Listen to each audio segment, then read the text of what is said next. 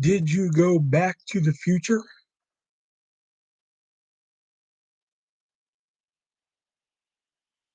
Um, yes. Not quite sure what the right answer is here.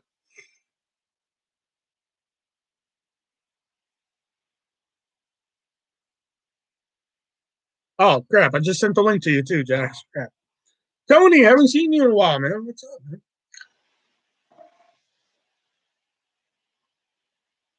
Tony, he never calls. He never writes. I had plenty of great birthdays, and you never even sent me a damn card. The hell? Hey, Arthur, what's up?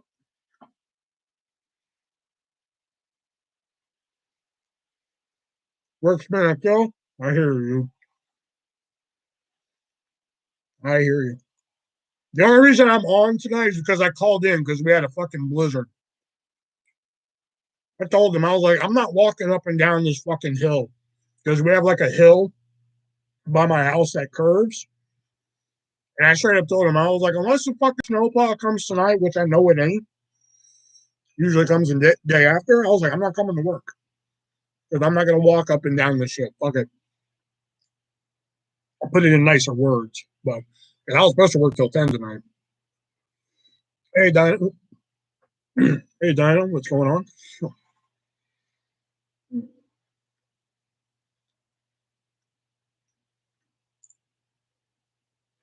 We got 20 inches on Monday. Jesus. I know, you should just see like my fucking front yard. It's just fucking like, it's probably up to the knee with snow. It's ridiculous.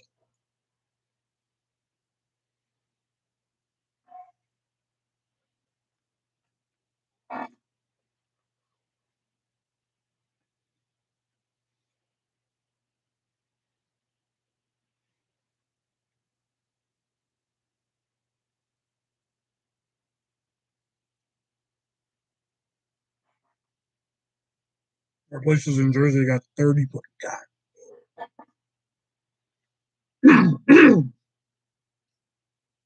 It's snowing at your house too. Thankfully, the snow stopped, but there's still a lot of fucking snow.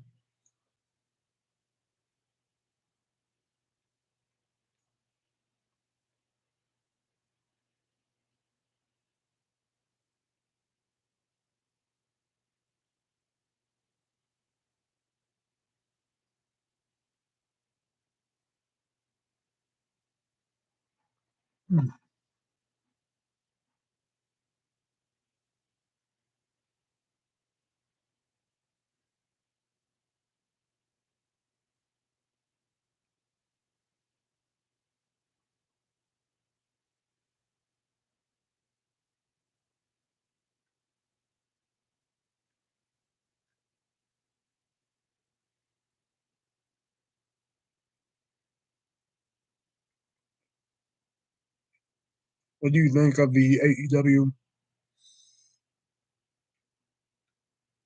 Um, Personally, good for Impact because I personally think Impact is a company that should have been taken out back in old Yellard years ago. Pretty much when Dixie Carter lost control of the company is when somebody should have took that company out back and shot it. And then, like, I was actually kind of interested. The only time that I've been interested in Impact since like Dixie Carter left is when Tessa Blanchard was their world champion. That's when I was just like, ooh, they actually have something here. And then she pretty much said, fuck this shit, you know. But other than that, I kind of like keep up on the highlights every now and then, but because I kind of like Jordan Grace, because sometimes I have problems in the world and I just go look at Jordan Grace's ass and just all my problems disappear for a couple seconds. That's kind of like my one saving grace. No pun intended.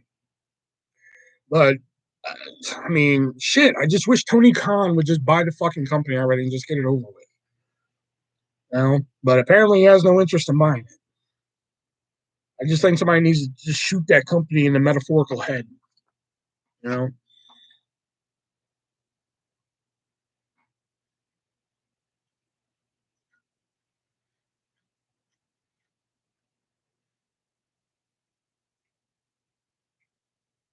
So short answer, what I think of it, good for Impact.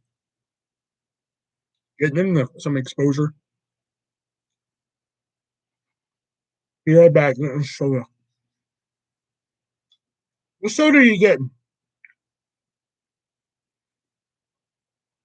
Tegan Knox is your wrestling coach? Really? You're a Tegan Knox guy?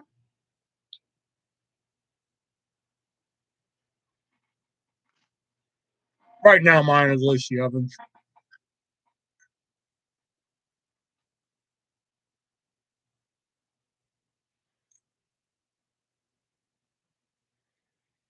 That's probably my number one. Lacey Evans. Um, or Anna Jay. She's out right now, but from AEW, I love Chris Statlander. Um, I like Britt Baker. I like Britt Baker from AEW too. Like WWE, Lacey Evans up there, number one. If we're talking currently, because like that's what I loved about the women's rumble. All my favorites were in. Alicia Fox, fucking Billie Kay, Charlotte, Lacey Evans, Dana Brooke.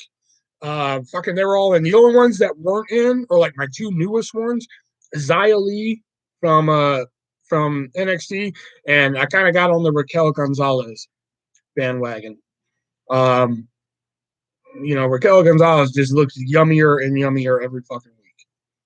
By Laura Sullivan. Man, it kind of sucks about Laura Sullivan. I'll give him mad respect because after he let go, he owned up to fucking everything. He wrote a statement saying that, like, basically his statement was like, I fucked up. You know I fucked up, and I own up to it. So I'll give him mad props on that. But I'm gonna miss that sick theme music, man. I love this fucking theme music, man.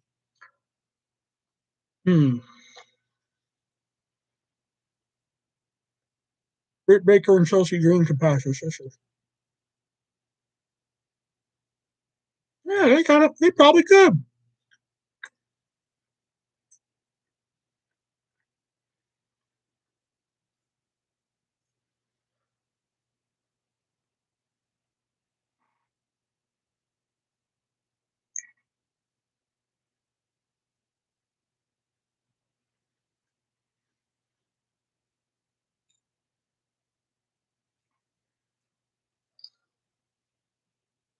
Like the women's Royal Rumble this year was the best women's Royal Rumble this year.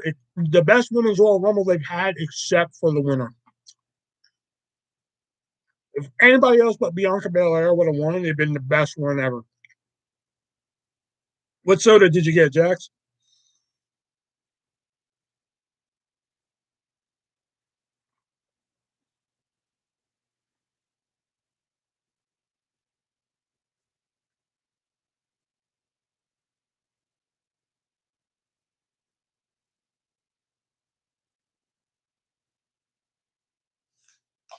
Regular or diet?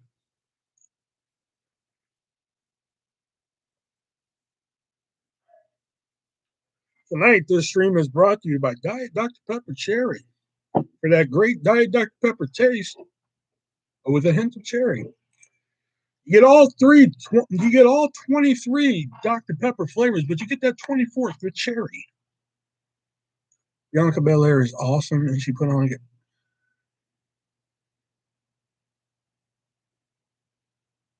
Tony, that's one, just because you approve of Bianca Belair. Bianca Belair sucks. She's horrible. The only thing good about Bianca Belair is her ass. I will admit she has a nice ass. She's got that going all day long. But I'm sorry, she's horrible. I can't stand her. If they were going to have Bianca Belair win the Women's Royal Rumble, they might as well have just had Kelly come back and fucking win it. I was rooting for Rhea Ripley. Oh my God. Once Ripley came in, I was like, oh, she has to win this.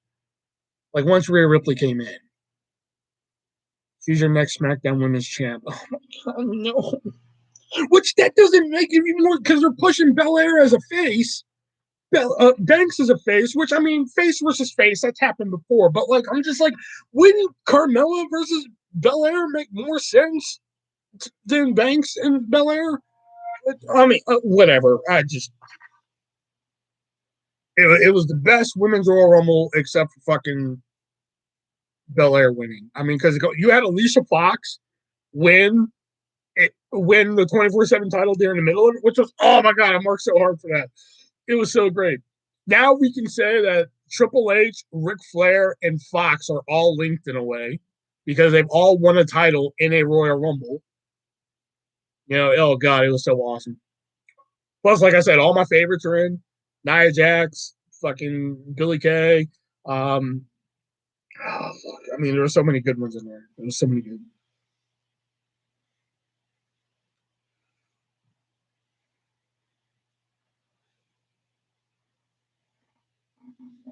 Only other thing would have been Charlotte taking the title from Asuka. She fight Charlotte. Oh, you mean Belair fighting Charlotte? I thought you meant like Charlotte fighting Charlotte. I was like, don't put it past McMahon to try that. Charlotte versus Charlotte.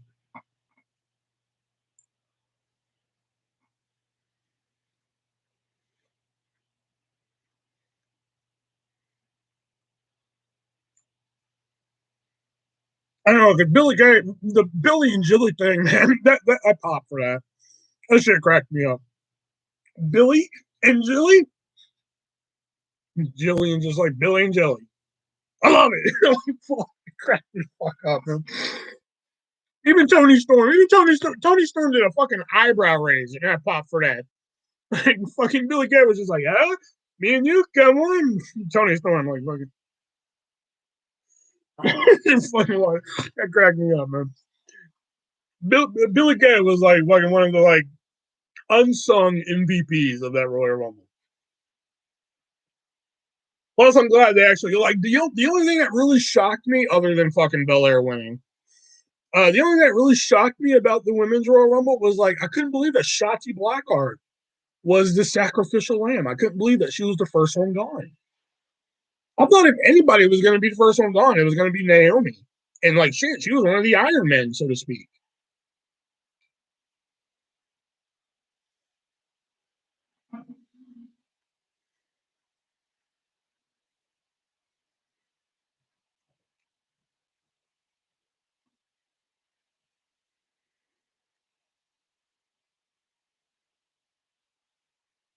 You want to let me know when I can pay attention to him?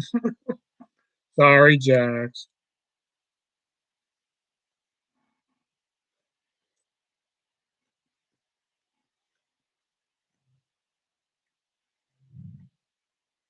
I feel like Peyton a little better. Like I said, I may love Lacey Evans the best and everything. I mean, that's like my woman, but I still think that we need to figure out a way just to plant a field of Billy K's, man.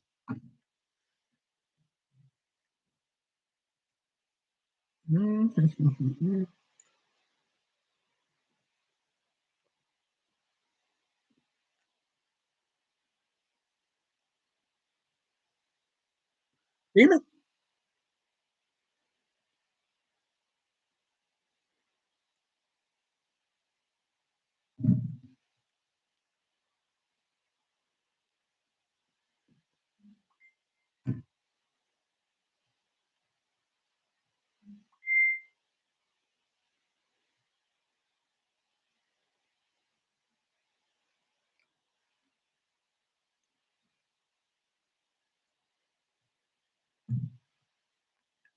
what Bush is doing of late. Um, I mean,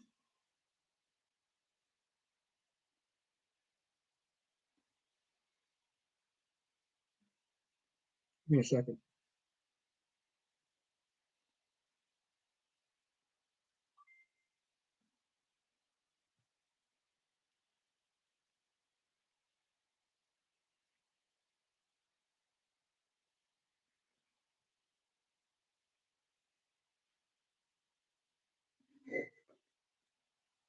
Um,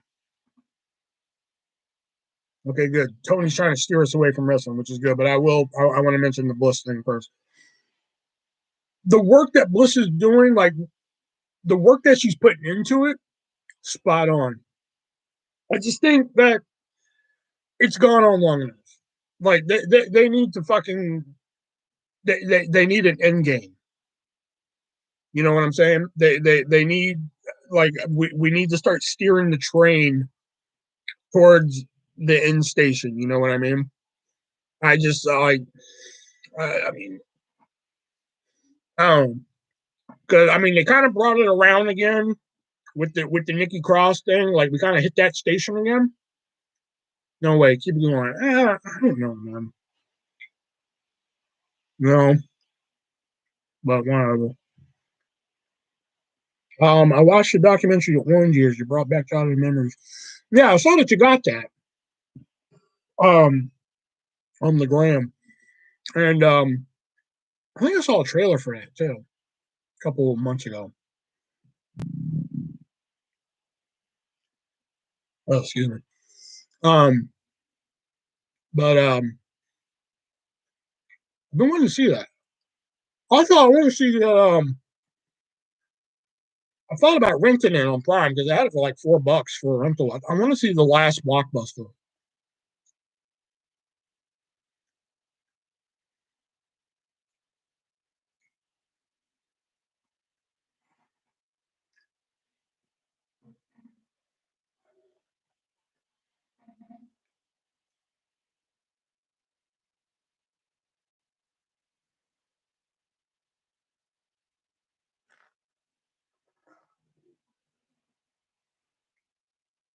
Go there. Why watch it? Because I don't live in Oregon.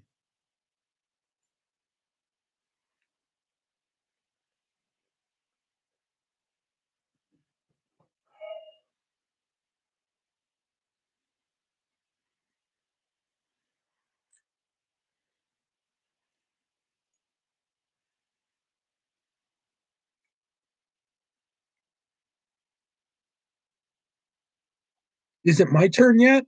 Yes, Jax, it's your turn. What do you want to talk about?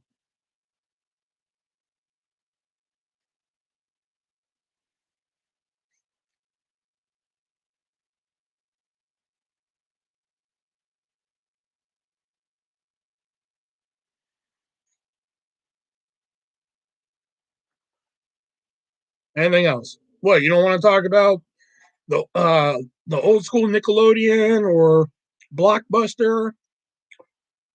Hey, Tony steered us in some good directions here, or in I took it somewhere else.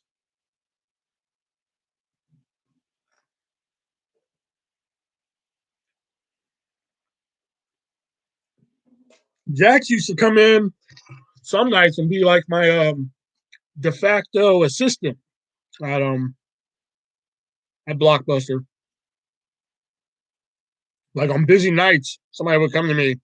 Can I have the key to the bathroom? I'm like, Jax, here, take him. Give her the key. I'm like, let him in. Come in. Go. Where's this movie at, Jax? You know where that movie is? Yeah, take him to it. Go. I'm busy. And have like a fucking line of people.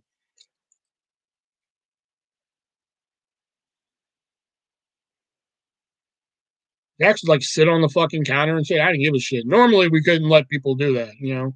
I would let Jax just sit on the counter because she would help out and shit. Wish we still had video stores, yeah. And then, I know. And then like the last one that people still had in some areas, fucking Family Videos going under. I bought like a fuck ton of shit from them lately. Mm.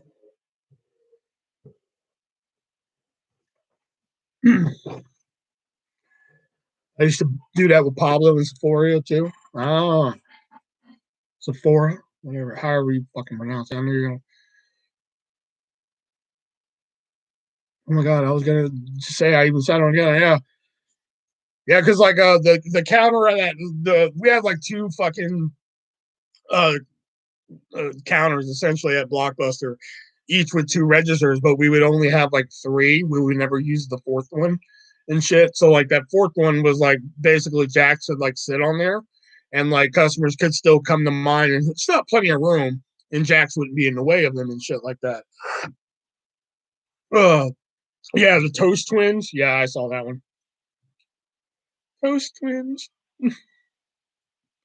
Um, So like Jax would sit up there. So that's like mainly when it would come. People would come like, can I go into the bathroom? And I'd like hand her my like because I was a manager, so like I would give her my store keys. I'm like, here, let him into the bathroom. Like to the point like she knew what key. She'd be like, oh, okay, got it. Like she knew what key. I'd ask her, I'm like, you know where Alien is? Yeah, show him where Alien is. Go, go. Because like if I got out behind the counter and had to show somebody where a movie was and shit, that fucking held up the line and shit. But like if Jax was there, then like fucking she could take him and shit. Oh my god. Because I miss Toast. Oh my god. Oh my god. No, where is he?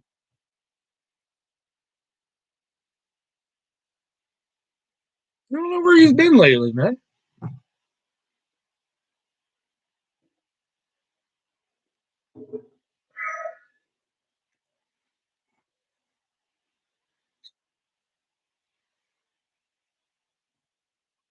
Can anyone message him? Let's see.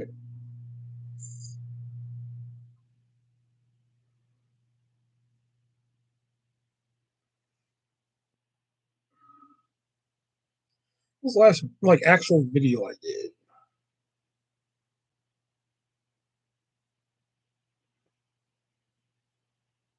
Holy shit. It was very Merry Artist Christmas. The last video I did was a month ago.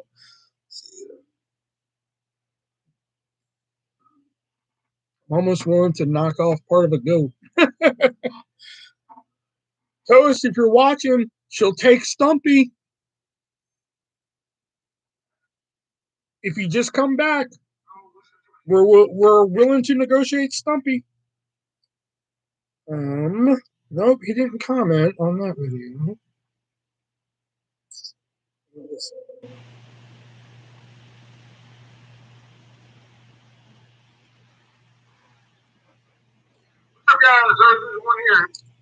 What about Riri the Dolphin? No Riri.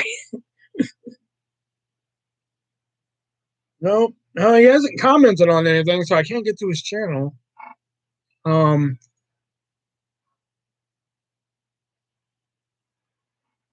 let's see here.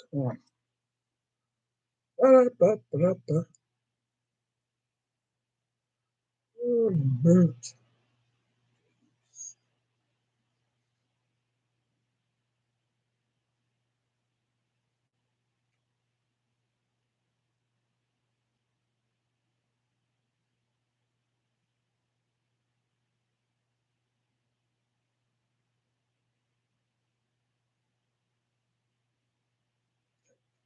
Channel.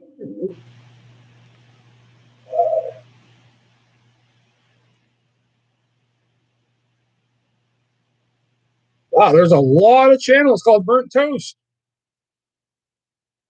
I don't know which one is his. Well, there goes that. All right. I don't know.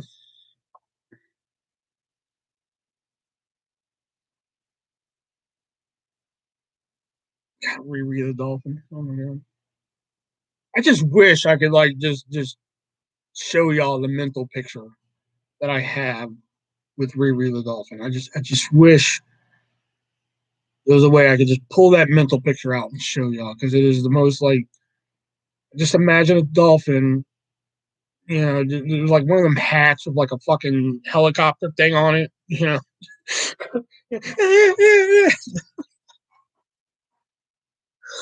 Like, oh my god, like that's the mental picture I have. I don't want to see it.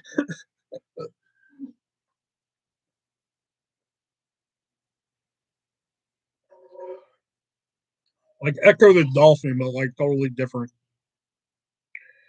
God, am I dating myself with that reference? Echo the Dolphin? Holy shit.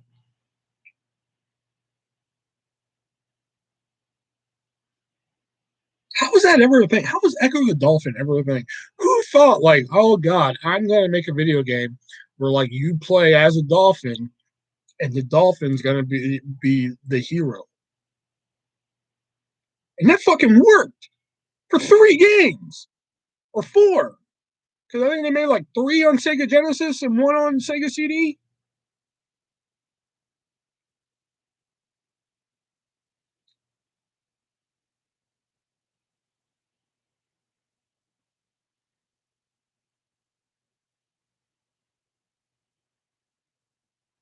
Oh, not that there's anybody watching, but I just want to mention that I bought this today because I was like, "Fuck it, I want it," so I bought it because it was only $8. But in the description and down below in the coloring, there's two wish lists now. There is the normal Amazon wish list that people buy stuff off, which is the most boring game. I hear it's very hard though. I hear it's like one of the hardest Sega Genesis games you can play.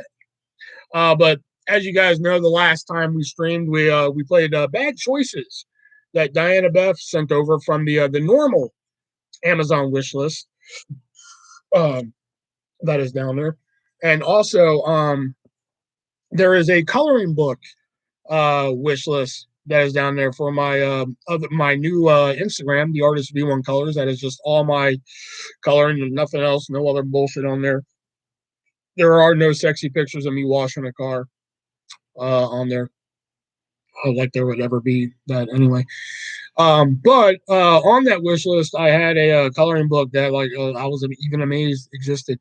I bought the Mama's Family coloring book today, so I can't wait to get that. I should get that on Sunday. So I can't wait to get that. Will, do our fans know it's their fault? I'm not better yet. No dollars. I know. I said, hey, donate to the Venmo, PayPal, and Cash App, and $1.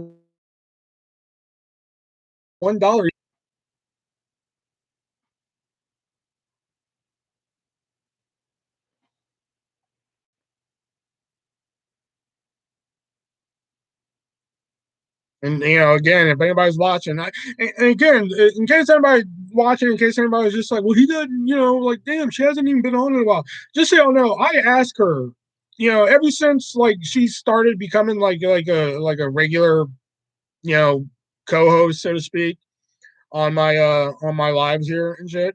I asked her before every live now, just in case, because I think there was one night I did go live without her, and she's like, "You didn't even ask me."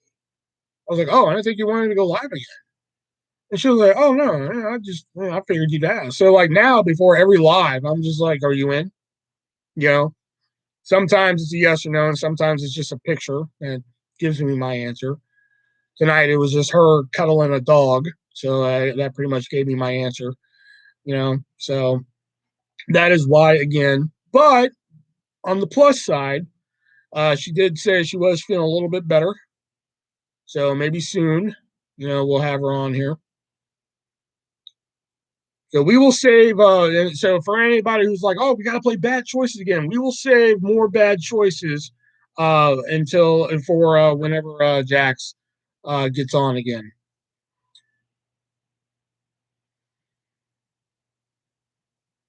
Because y'all had a blast playing. Okay, y'all can just keep leaving too. That's cool too. Whatever. I don't have fucking feelings or anything. That's cool.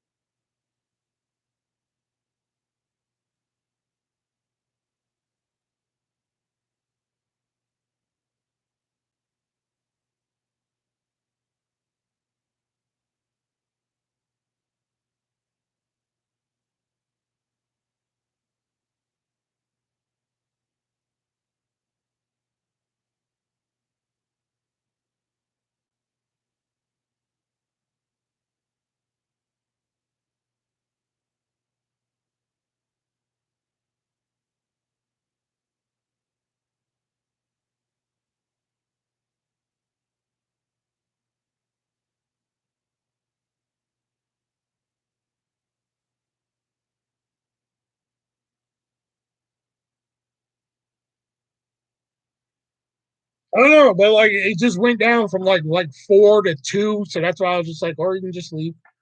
I was like, all right, whatever.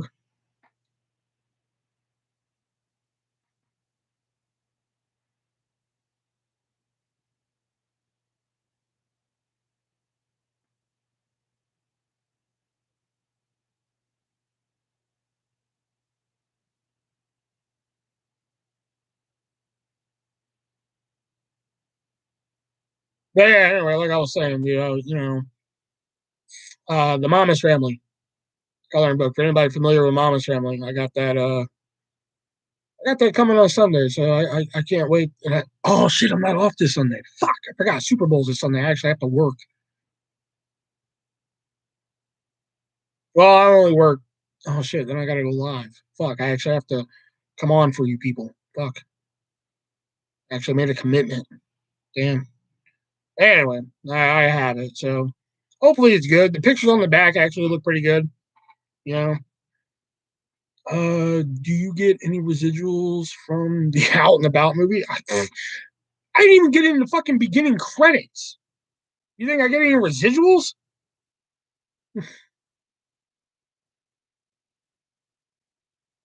Although to be fair, in case anybody's wondering, that wasn't Brendan's fault because he didn't edit the beginning credits. Which I mean, I'll admit I'm a little bitter about. I think that's kind of fucking whoever fucking edited it, which I think I know who edited it, but whatever. I think that's kind of a fucking bitchy bullshit move. They fucking dedicate a whole fucking screen to Tommy Chong, who's in the fucking movie like 20 seconds, whereas me and Brendan's mom are in the movie way longer than fucking Tommy Chong. We're not even in the fucking beginning credits. Are you shitting me? Like, oh man, I was hot about that. Like when I first saw the movie, man, like the opening credits came, I was like, oh man, it's gonna be dope. I'm gonna get to see my name in the opening credits and shit, and we weren't in there. I mean, we're in the ending credits, which I mean, yeah, cool, you know, but so fuck. I'm not even in the opening credit. Do you think I'm gonna get a residual from it? Fuck. Besides, I think he barely broke even on that shit. In Out and About one, I'm in the beginning, and in Out and About two, there's a mid credit scene, that I'm in. You have to watch the mid credits to find me. In fact, I think I can play that.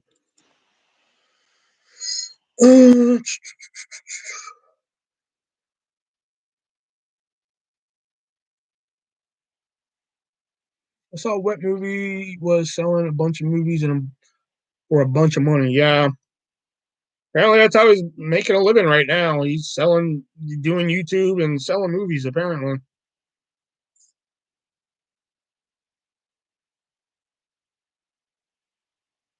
Uh, when was Out and About two? When the fuck was this?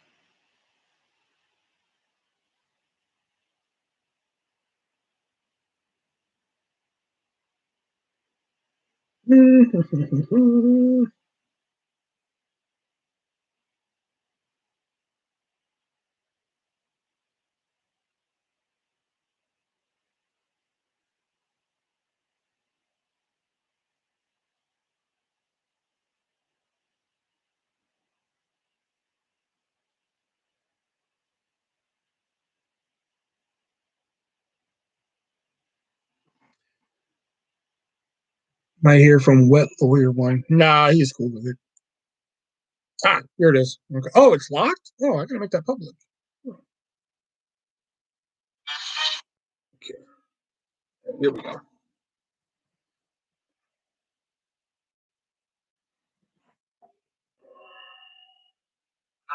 Oh my god, I can't believe it. I'm going to Vegas. Almost forgot. Double pitch the chest. Oh shit, Vegas, here I come, baby. Man, I can't wait for tomorrow. Good thing blood washes off easily. Oh, I can't believe it, man. Hookers and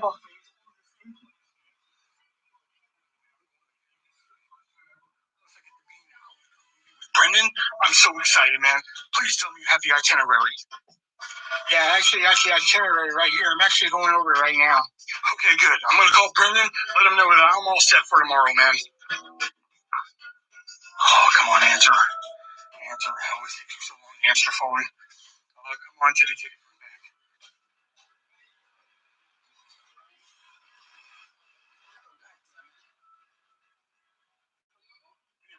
The artist, just call me, let me know that I'm all set for tomorrow, man. I got a used suitcase.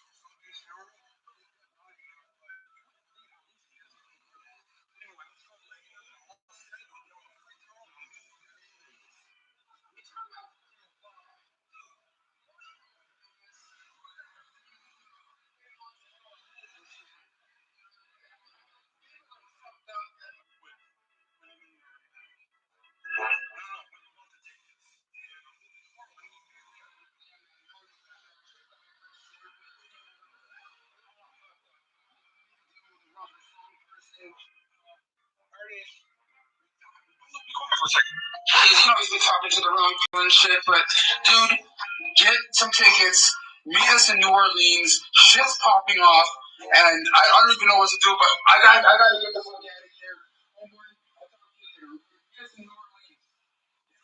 Meet you in New Orleans. He said he's already back home, though. Yeah, that's actually what I was trying to tell you. Yeah, the flight is for tomorrow, but bringing in Marty. Sorry about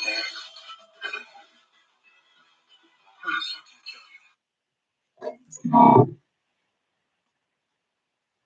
Basically, the gag was I called Brendan. I'm all excited. For Jax who didn't hear it, basically I called Brendan. I'm all excited, like, oh yeah, shit, I'm excited to go. And then like Wendell realizes he read the itinerary wrong, and they're already back from Vegas, and Artist he booked the trip too late, is what he did.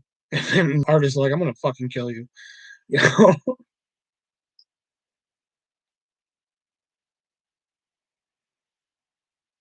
And what's great about that is that, like, there was a cut joke in the first movie that Brendan actually cut, and he actually put it back in for this one, which I was very excited for. Because in the first one, I call him, and like I'm waiting for the phone to ring. I'm like, come on, Brendan, answer the phone, Brendan, come on.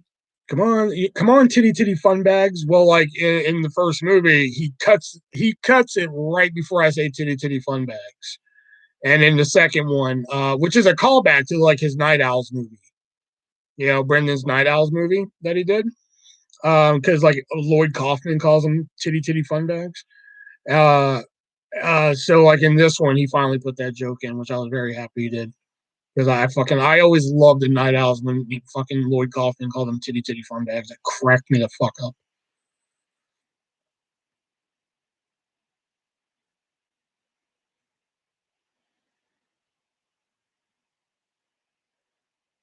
And like I almost wasn't in the second one. He was like, dude, I want to put you in it, but there's we filmed everything. There's like nowhere to put you in. And I was actually the one that came up with.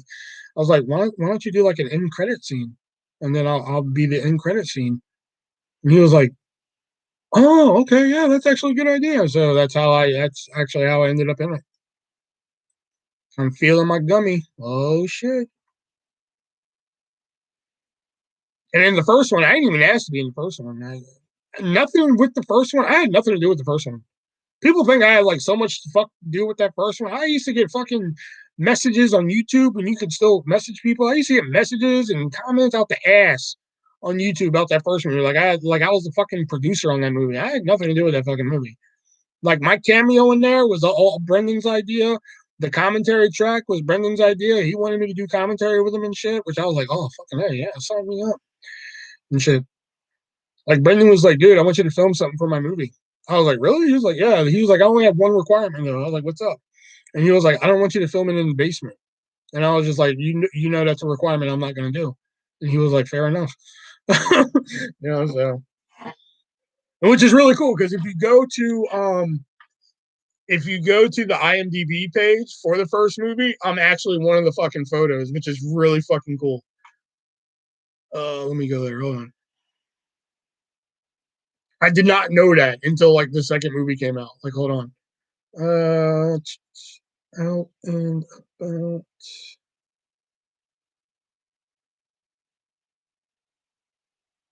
Okay, so like here's the IMDb page. We're out and about the movie. So down here. Oh, did they get rid of it? Oh, they sure did. Oh, okay, well, I used to be a picture for it.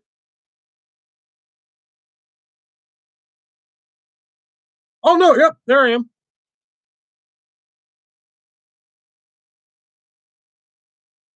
Well, kind of. But if you go to the IMDb page, there I am for it.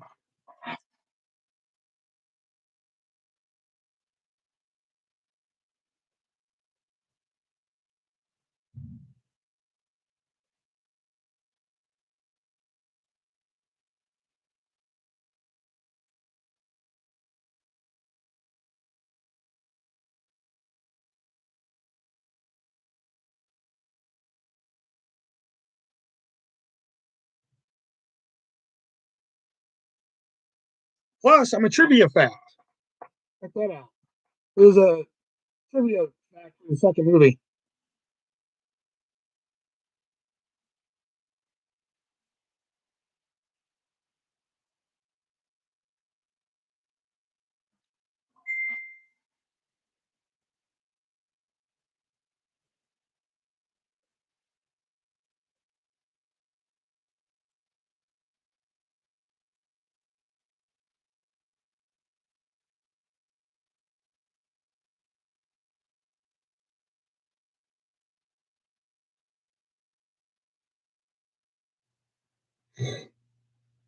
A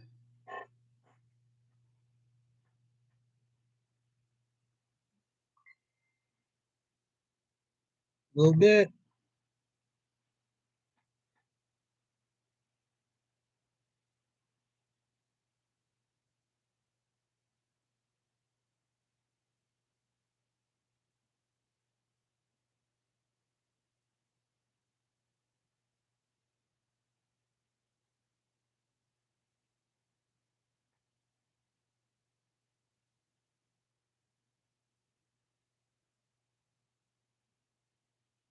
Mm. 5 in the room, no one talking. The Artist V1 story. Chapter 1.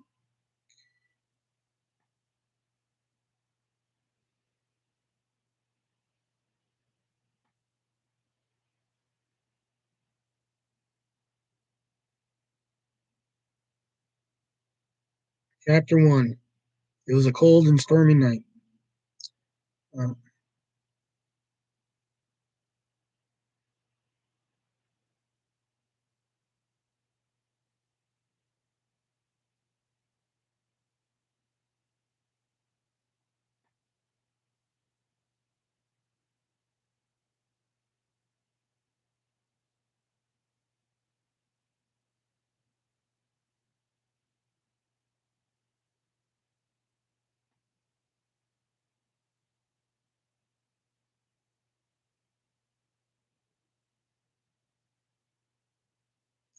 I was hard to find TV treating you. I just haven't. They're treating me okay. I just haven't done anything with them in a while because like I've gotten so many fucking TV shows for Christmas and shit.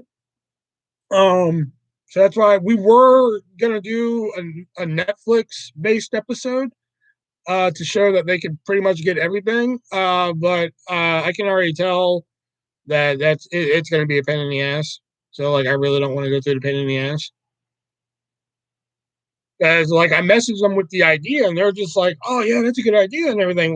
You know, what's your list? And I had like a small list. I think it was like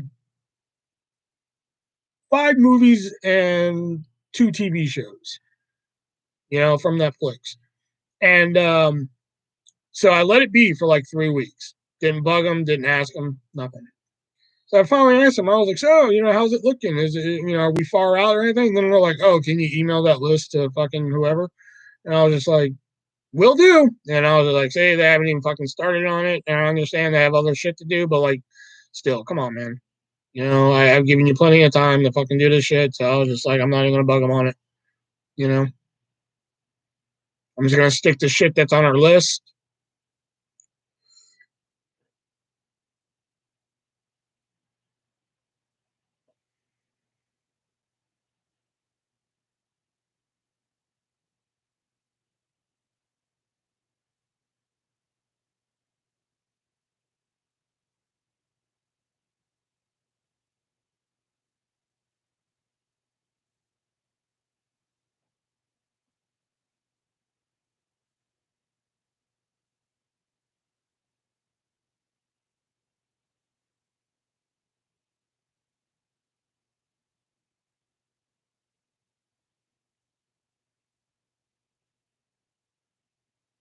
Are y'all doing the heart shaped pizza for Valentine? For Valentine, yes, we are. We do. We've done it the last 2 years, so I'm sure we'll be doing it this year as well.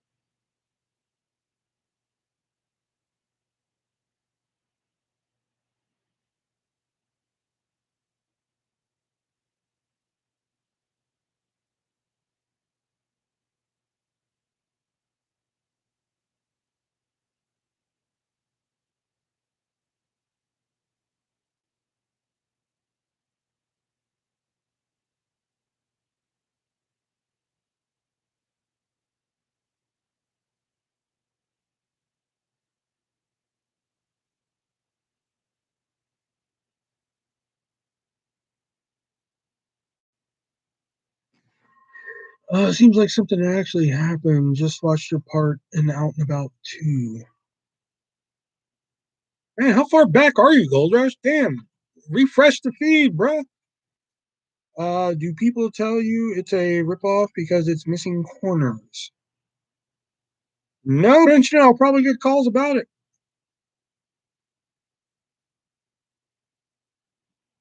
Yes, to make me mad. Although I don't take as many phone lately. I haven't taken as many phone calls as I usually do because they're actually starting to get more people in there. Um, so like one night, oh god, it was so great. I barely had to touch the phone, you know. So it was kind of nice not having to fucking deal with the shit. But um, sorry.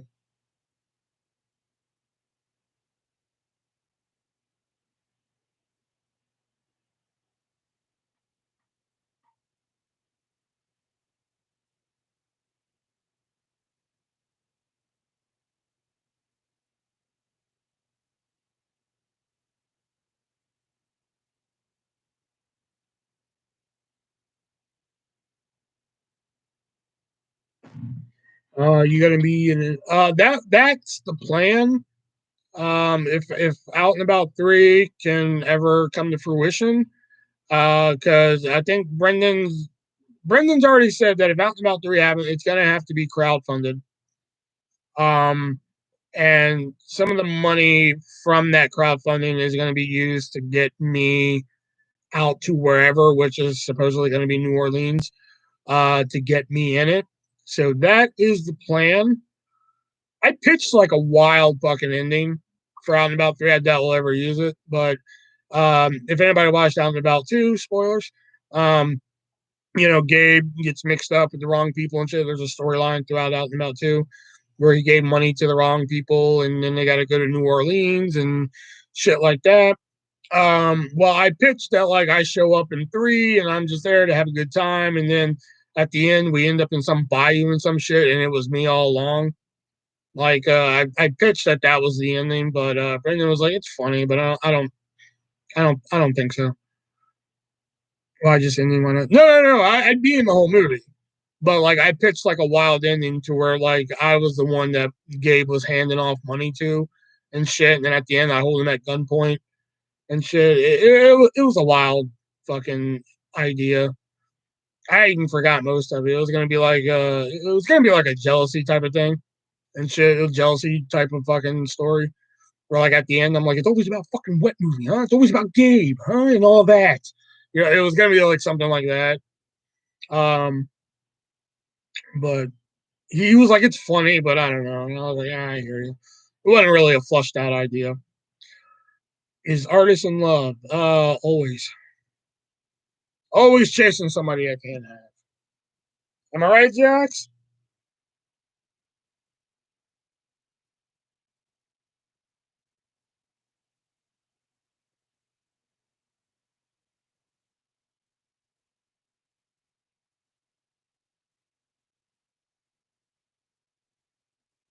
Make a spin-off of Hangover. You guys getting misplaced in Mexico. What? I said I'm always chasing somebody I can't have. Am I right, Jax?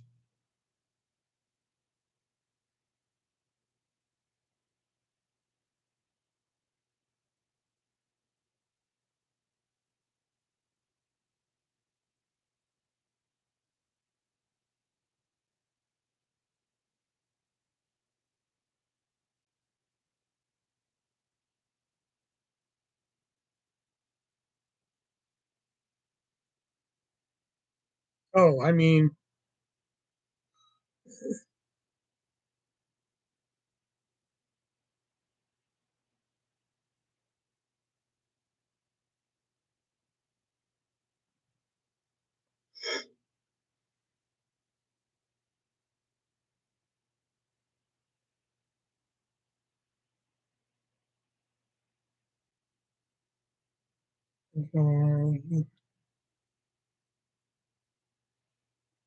yeah, but then I have to go get a passport and shit, go to Mexico and shit. And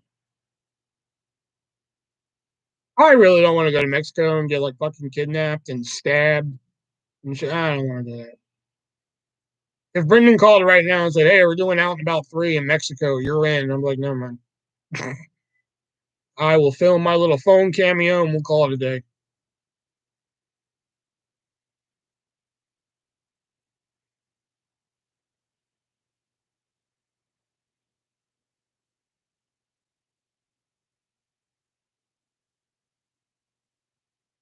Would make a great movie. Probably would, but my ass ain't going to Mexico. I hear about too much shit in Mexico where people get fucking kidnapped and fucking stabbed and shit. You know, like, no, thank you. You know, like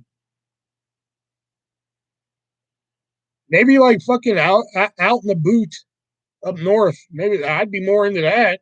You hear about people getting stabbed up in Canada and shit. That's what I'd be into. Oh, and hey, cartoon lover, by the way, I forgot to say hi to you. You know, I'd be into that, like out in the boot. I'd be into that. The Great North. Uh, you should hitchhike to Brendan. You should know. Like, you guys trying to climb over Trump's. No, that's just Gabe.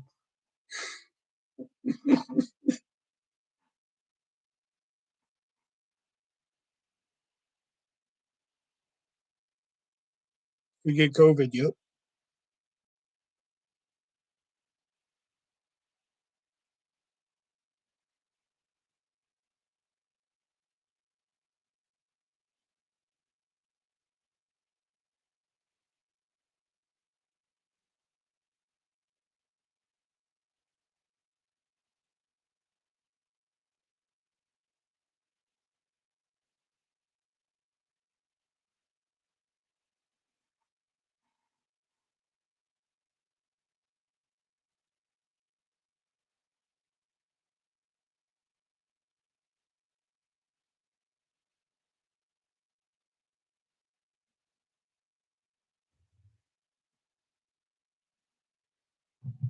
Are you watching any shows lately? Right now, I got the middle complete series for Christmas. So like I'm on like season 5 of that.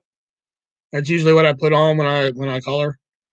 That or I've been watching like some movies that I bought from fucking Family Video, which is closing down. No, oh man, if anybody's seen it, fucking hats off to you. But like there was this '86 movie that or '87, I think it was '87. It was actually the last movie that Annette Funicello, called Back to the Beach. It was a fucking parody of like all the beach movies they did back in the day and shit. I recently found a DVD copy of that. And I fucking bought it and loved it. Oh god, I fucking loved it. It was like the first time I seen it again, and fucking I loved it. I love the music in it. I love the fucking corny comedy in it and shit. The cast is good. I mean, you have Lori Loughlin, which I'm just like, gee, who'd she pay to get into this movie?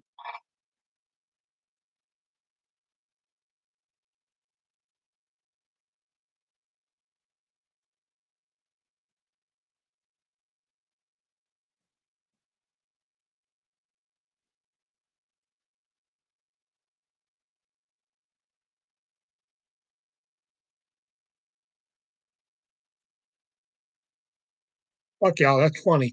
Um, Plus, there's like cameos from Gilligan and Skipper, Pee Wee Herman. Uh, God, just an assload of people in this movie. It's a great fucking movie if you've never seen it. Did it have a lot of stuff left? Yeah, mine had a good, healthy amount of stuff left. It was just mainly stuff that it was just like shit I don't want or like shit I don't really need. You know, like I actually put back like a couple things. Like I was gonna buy the movie Game Night. I've never seen it, but I ended up putting it back. Um, I ended up buying season 1 of 13 Reasons Why. Because one, I never got to finish watching it, and two, and I could have bought season 2 as well, but I'm not watching any other season past season 1 of 13 Reasons Why because like the book was only one fuck book.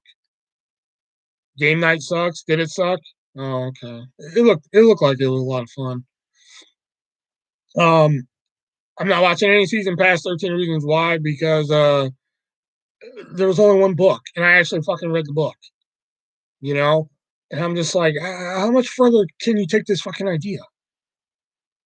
Did you ever watch Vice Principal? No. Oh, and I finally bought the first season of the new Twilight Zone. They had it there for $10. I was like, fucking hey, I'm buying that shit.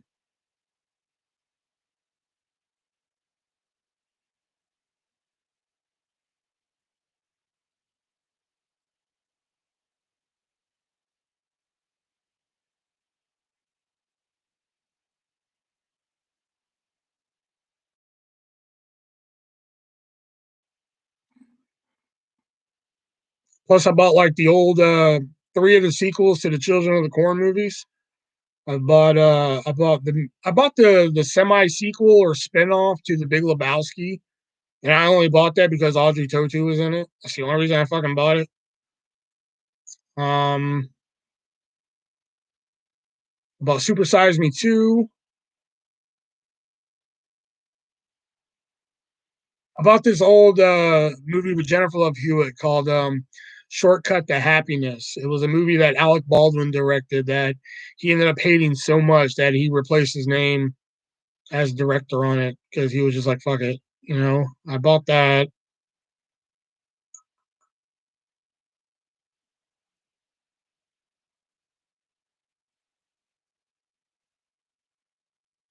I know about some other shit. I just can't remember it all.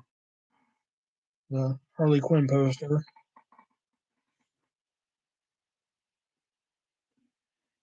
Oh, Unfriended, Dark Web, and Searching, which are fucking awesome movies.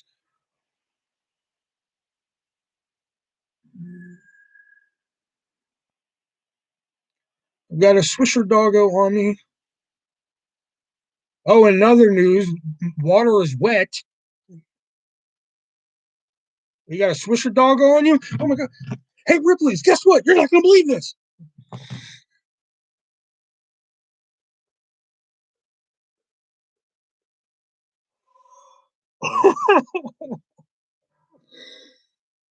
Oh, shit.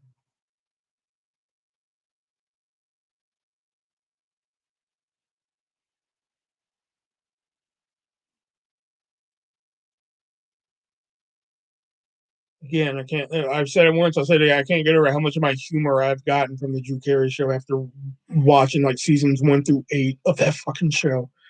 I'm like, holy shit! So much of my jokes come from the show, and I never knew it. Like that. Hey, Ripley's, guess what? You're not gonna believe it. That was like in like episode fucking like 3, I think. Have you ever watched Curb Your Enthusiasm? No. I think I saw like one episode. Like, oh my god, I can't even tell. It had to be like 99 or 2000. One of those 2 years, maybe. Yeah, I could be wrong. I don't even think the show was around then. And if it wasn't, then I probably never seen it. I could be thinking of an entirely different show for all I know.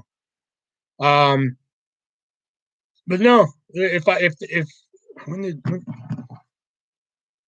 hey Google, when did Curb Your Enthusiasm start airing? October 17th, 1999. According to Wikipedia, it was followed by a 10-episode first season that began airing on HBO on October 15th, 2000. Okay, so yeah, it was 99 or 2000. I may have saw one episode. Probably wasn't my taste at the time, which is funny because around 99, 2000 is when I discovered Sex in the City, which is really fucking funny. Um,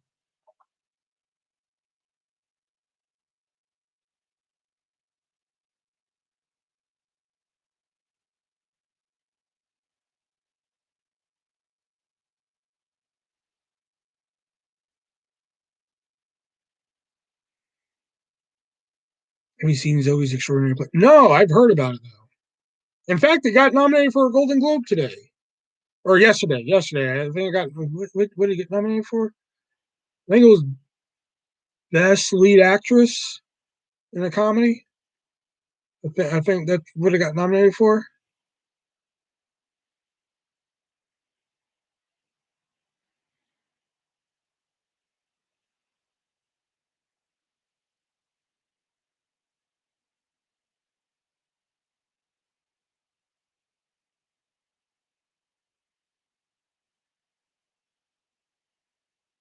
Lauren Graham is in the first season.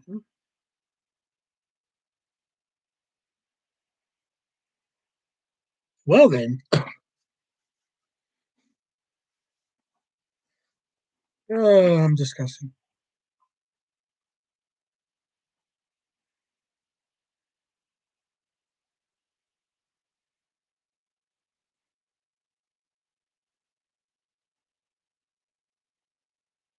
I don't know. Lauren Graham is attractive, but just nothing ever beats Lorelai Gilmore.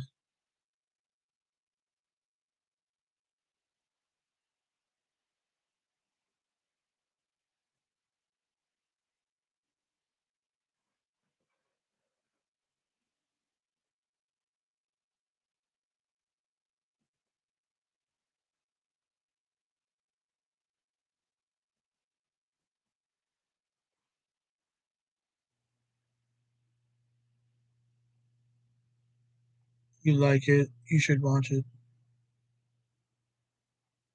Again, I don't know. These days, I just don't watch a lot of scripted TV. I don't really watch a lot of it. You know, like I said, the rare example that popped up was like the Queen's Gambit. That one kind of fucking popped up out of nowhere. I watched the Queen's Gambit, and I only watched that because like I got stuck in a fucking Facebook loop where I just ended up watching random videos on Facebook, and like this whole chess video came up. I'm like, what the fuck is this? And I'm watching like a 12-minute video on it, and it turned out to be Netflix's The Queen's Gambit. Mary Steenburgen and Peter Gallagher. Oh, I like Mary Steenburgen. Um, and like Superstores. Like I said, Superstore is like the only scripted show that I can really think of that like I really watch. All the rest are like reality or game shows, like Hell's Kitchen, Celebrity Wheel of Fortune, fucking The Hustler. Ooh, The Hustler came out. I remember that. Or like if I do watch a scripted show, more than likely I probably fucking discover it like years later and watch it on DVD. You know, like Desperate Housewives. Like, believe it or not, I never watched a single episode of Desperate Housewives on television except for the last season, and I only watched it because it was the last season. Every season I watched of Desperate Housewives, I watched on DVD. I discovered it around. I discovered it during season 2, but I bought season 1 on DVD. Watched it, and I was like, "This is fucking awesome." And then season 2 came out, and I bought that, and I was like, "Oh, cool." And I just ever since then, I just waited for the next DVD to come out, and I'd fucking buy it and shit until the last season. Once they announced it was the last season, I was just like, "Oh shit," you know. So I watched that one on TV.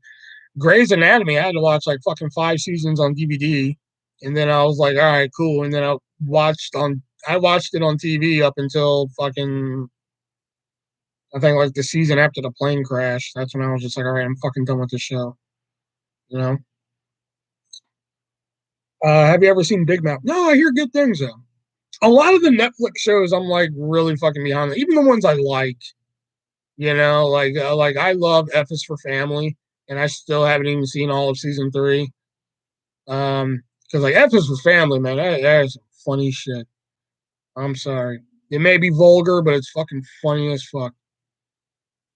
You don't do it, I will put you through that wall. We're outside, Dad, then I will build a wall and I will fucking put you through it. Oh my god, that fucking to this day that fucking makes me laugh. Oh my god.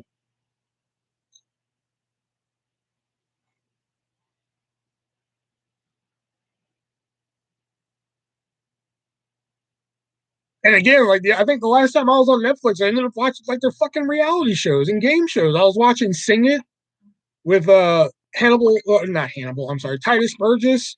I was fucking The Floor is Lava, which is fucking, The Floor is Lava was good at first, but then like once it's just like, all right, you know what? There's a way easier ways to get to the exit than what you fuckers are doing, and it's pissing me off.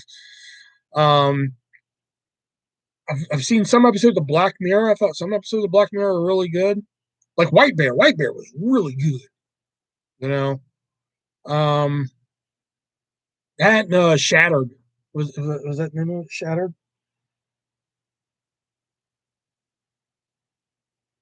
I can't remember the name of the episode.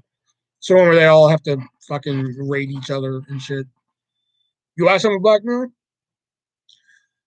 Like I watched the shit. I watched the one where they all have like a video fucking memory in their eye and shit.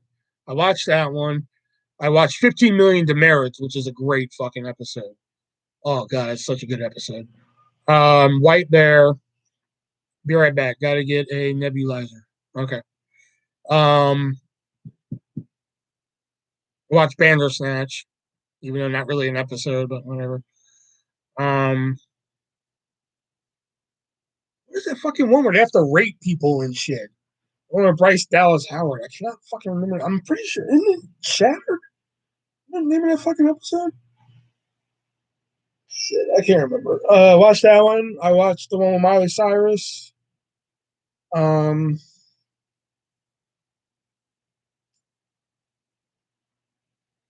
Oh, Kimmy Schmidt. That was the one I watched on Netflix. I watched that and the movie. Um,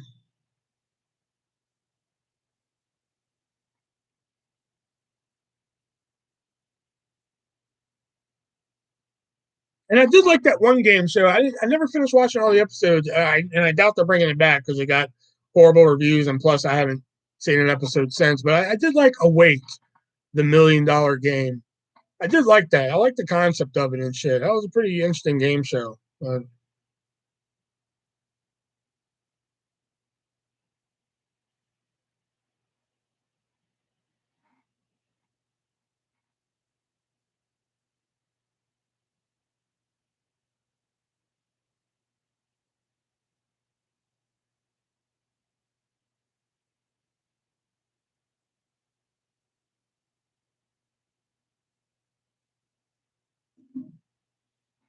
okay, all right, that's it. That's all I can do. Just talking to my fucking self.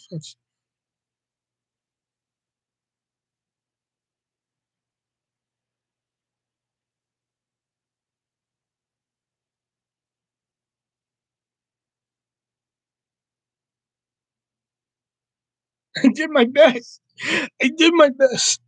I did my best.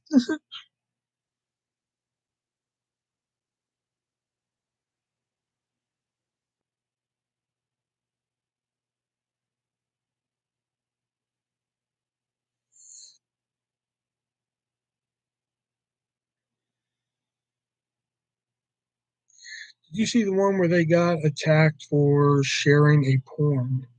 No, I did not. I gotta watch that one.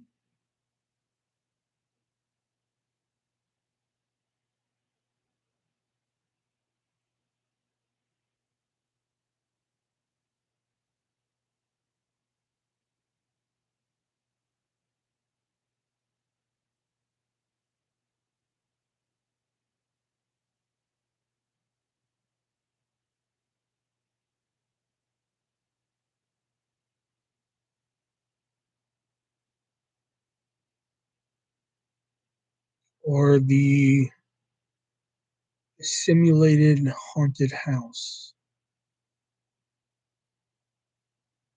No, I gotta watch these shit. Are you a Game of Thrones fan? No. I've seen a couple clips of Game of Thrones and like listen, I've seen some horrific shit in movies and shit like that, but like fuck, I mean, if I'm sitting here saying like uh, you know, Game of Thrones is a little too much for me. That's fucking saying something. Because like I saw Red Wedding from Game of Thrones and I was like, that fucking man, my jaw hit the floor. It was so fucking horrendous. Like horrendous like in a I mean not like horrendous as in, like this is a bad show. I mean like horrendous as in like story. Like I couldn't believe what the fuck was going on. You know? That like it was so bad I had to go back and watch it again. I was like, I did not just fucking witness this, did I? You know? I saw that and then like the other one that like people were like fucking going crazy about that I had to go watch. Spoiler alert for any Game of Thrones fans or anybody who wants to watch Game of Thrones. But like they literally burned an 8-year-old girl at the stake, and I was just like, what the fuck kind of show is this? And I was just like, if this is what they do, like I can't imagine what else goes on in the show, you know. And I have seen on the hub a couple times. I have seen the nudity in the show, which I mean that part doesn't bother me obviously, but like the red wedding and the burning girl, I was like, you know what? Again, if I'm looking, again, I've seen some horrific shit in movies. I have seen some documentaries that, you know, probably even worse, serial killer documentaries. I've heard serial killers do horrible shit to people. Okay. But if I look at Game of Thrones and I'm just like, you know what? Too much for me. That's telling you something. Take that shit. That's like if I look at a food and I say, that's not healthy. Take that shit to the bank. Jason Momoa.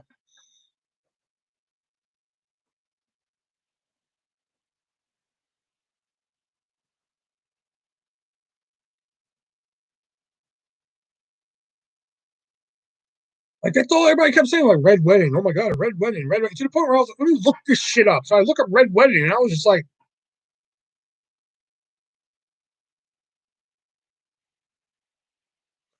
I was just fucking dumbfounded, you know. And then like I don't know, if it was like a year later, or a couple months, or so, I don't know. But like once they were talking about burning that girl at the stake, I was just like, so what? They burned the character at the stake. So what? I didn't realize how young she was. And then like I went and watched it, and I was just like, I couldn't believe it. I never saw Game of Thrones. My friend tried to talk me into watching it, but nah. Here's what I've gathered from Game of Thrones, okay?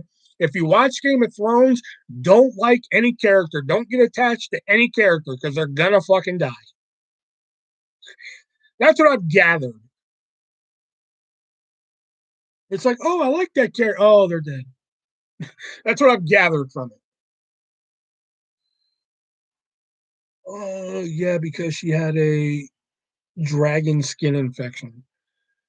Oh, okay. I mean, like I said, it probably would have made more sense if I knew like the story going into it and shit, but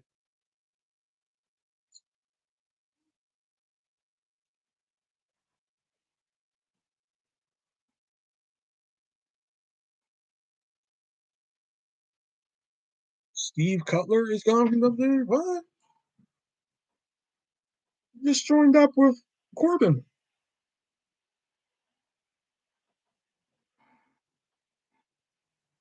No, we're actually gonna save the card game for when Jax makes her return to live. We're gonna save that for that.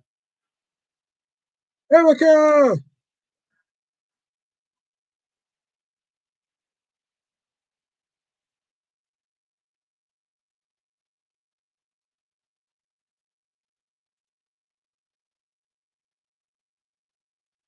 Hmm. I see.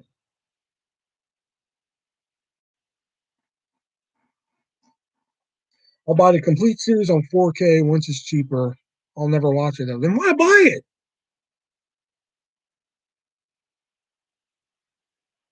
Why buy something? You see, you're buying a price tag. You're not buying a product at that point. You're buying a price tag. Don't just buy a price tag. I learned the hard way. Don't just buy a price tag, man. Buy something you like. Don't go out and just buy it just because it's cheap. I learned the hard way.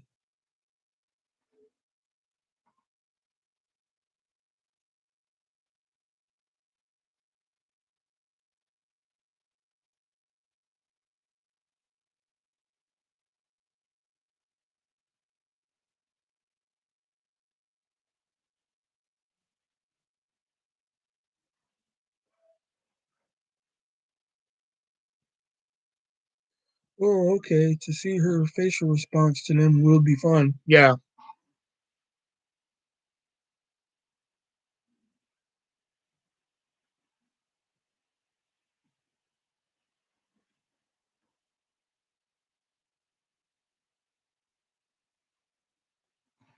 I collect movies slash TV shows.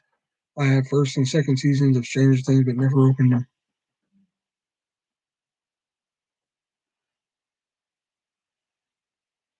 Well, that's kind of understandable. Have you watched them on Netflix? At least then I would understand. if you watch them on Netflix.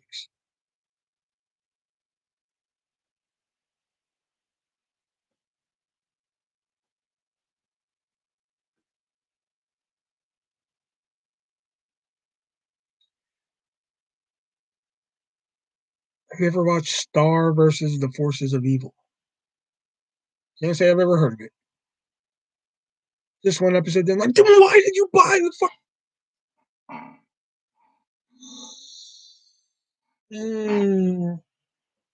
Josh, listen to me. You're gonna regret this one day, man. Trust me. It's all fun right now. All right, you're buying cheap shit, and it can just sit on your shelf and look pretty. Okay, but I'm telling you, you're buying a price tag. You're not buying a product. I had to learn this the hard way. You know how many fucking DVDs and movies I bought just because I'm like, oh fuck, that's cheap. Like, perfect example. I once bought the first season of Fringe. Okay, anybody remember the show Fringe? I rest my case. Okay, I bought the first season of Fringe because it was on sale for $10, down from like $70 at Best Buy. And I was just like, oh fuck, okay, yeah, shit, I'll watch this. Never fuck watched it. Not once. I unwrapped it. I unwrapped the thing. I'm like, oh yeah, fuck, I'll watch. Never watched it. Dollhouse. Josh Whedon's Dollhouse. I love Elijah Dushku. He's a pretty little thing, you know. And I tried like numerous. I'll admit, I even tried numerous times to get into that. All right, couldn't do it. I only bought it because it was like fucking like $8 on like Black Friday. All right, you're gonna regret it. I know it's an addiction. You know, that's what I told you about the 10.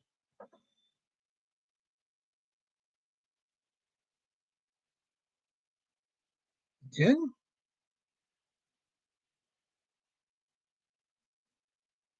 I collect Jeffree Star makeup. God, I hate him so much. I hate him so much that fucking flames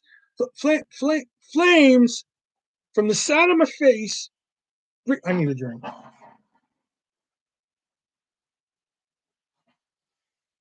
go crazy at the Dollar Tree.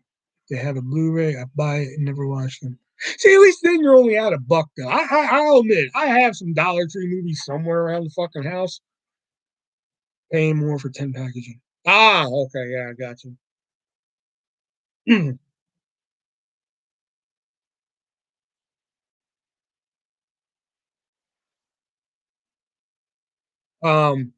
I have some from the Dollar Tree that I have around the house and shit. But like the way I feel about that is like, well, fuck, I never have something only had $1. You know what I mean? It's not like I went to the fucking store and paid $20 for it brand new.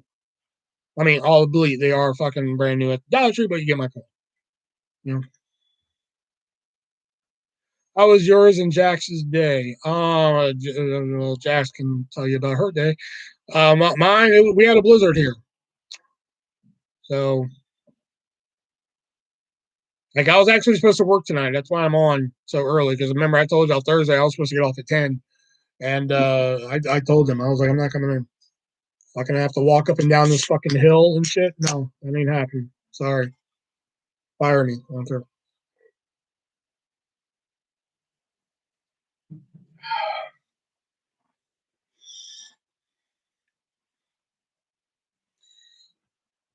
And I collect WWE stuff too.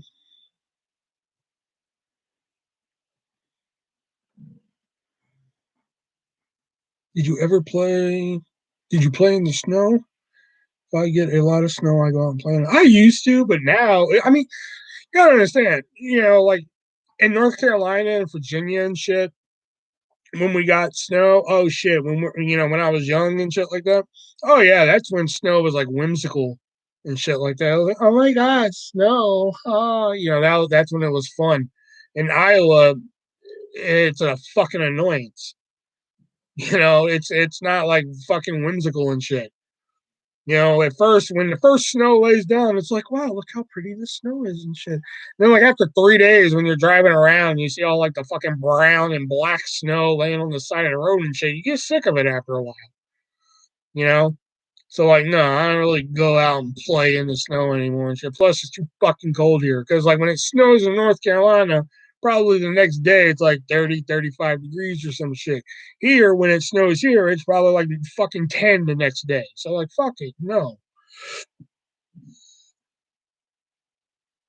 Although we did have a storm one time in Virginia. I'll never forget it. We were out of school for like 2 weeks. That's how bad the storm was. That like I was like the only kid in the neighborhood that had sleds. You know, like these little fucking plastic sleds and shit. And like our street was like so caked in snow and shit that like somehow I don't know how we didn't do this on purpose. You know, but like we had like these little like grooves and shit in the fucking in the snow. So like our house or like our street was kind of like on a little hill. So like you go down the hill and you know it was like a cul-de-sac and shit. So we would use that hill obviously to fucking sled and shit like that. So I had 3 sleds because we had one for me and my 2 sisters and shit. But my 2 sisters were just like fucking we ain't going out. So we would trade off in the neighborhood. There'd be like 5 neighborhood kids and shit. So the way we would do it, we would race. Whoever came in last gave the sled to the next person in line, and so forth and so forth. Me, I got fucking smart because like I saw Christmas Vacation. So I was just like, all right, you know what? Fucking Clark Griswold used whatever fucking shit he used to make his sled go like, 8 billion miles per hour. So like I would go in the house and I would get fucking vegetable oil and I would get a rag and I would put vegetable oil on a rag and I would just wipe it down the fucking sled and shit, right? So fucking we'd start racing and shit, man. And it was almost kind of like fucking Clark Griswold. Just that was me, man. I was just like, Carla got stoned this year. Holy shit. Um, so like we would always race, and like I had this one shitty sled. It was a purple sled. We had the black one, the yellow one, and the fucking purple one. The purple one was the piece of shit one. Everybody hated getting the purple one because you were guaranteed to lose. All right. The black one was my sled. That was a sled that like fucking boom, man. But like we had the grooves and shit. So like if you hit this groove going like fucking going so you like do a little jump. So you hit it boom, man, like keep going and shit, man. Shit, we would do this for fucking hours, right? So one day, like fucking one of my friends was just like, I am tired of you winning. I am tired of everybody using this fucking purple sled. So you use the purple sled for a race. I was just like, all right. So I get my vegetable oil, I get my fucking rag, you know. So I hop in the purple sled. I didn't win, but I came in second, and like that pissed everybody off because they were just like, "You were supposed to lose," and I was just like, "Second, baby." You know, so like I did the yellow sled loss. Whoever was the black sled fucking won, but because and then everybody got fucking smart to it. So like the next day when we did this shit, I forgot who it was, but one of the kids brought out WD-40. So like I was using my black sled with fucking vegetable oil. This kid was using like the yellow sled. He spraying WD-40 down the fucking sled and shit because he was like, "Fuck this noise, you're going down today, man." Like it was fucking great, man. Oh god, we did it for like 2 weeks, man. It was fucking great. I hate sleds. I can't steer them. Right as a kid, I always crash shoulder first to a tree. See, we had an open street, so like I could steer pretty well because I'd always go on my stomach. So like I just put my hand down and that would steer me and shit. You know? Oh yeah, man. Shit, we were man, good times, man.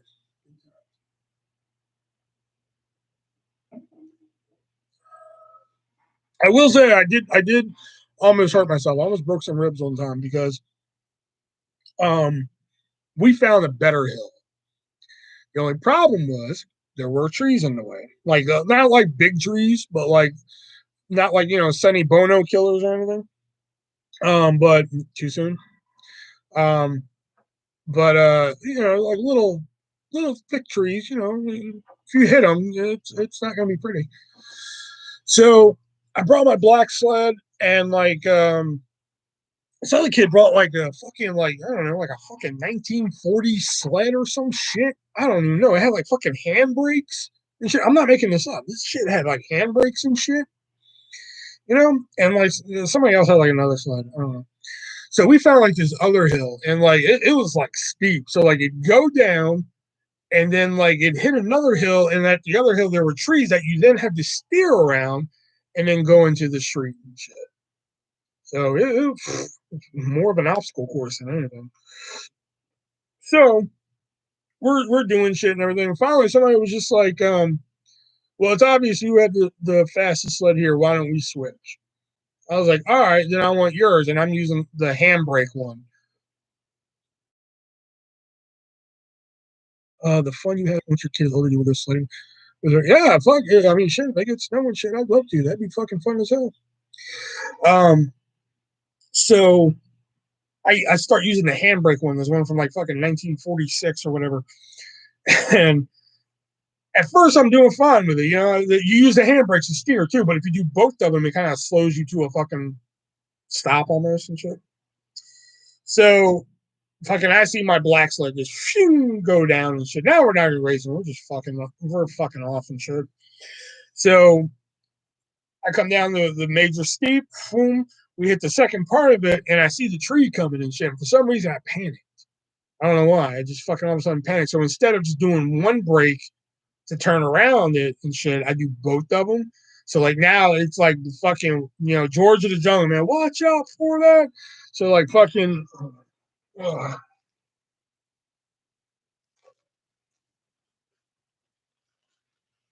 get out! I need you. So to correctly fucking show you what happened here. So like I'm going down it and shit. So like I hit the brakes and then like I turn sideways and just fucking wrap around this fucking. He doesn't really rap that well, but just wrap gay and just wrap around this fucking tree and shit. You know? Oh my god! I just thought fuck. I thought I broke my ribs and shit. It was one of them. Oh god, it was painful. After that, I was like, "Give me back my sled. I want my fucking vegetable oil slick sled back." Okay. Yeah, I actually live in Texas. I don't think about it snows there. Yeah, it actually snowed one year when I lived there. I think it snowed twice in 8 years that I lived there.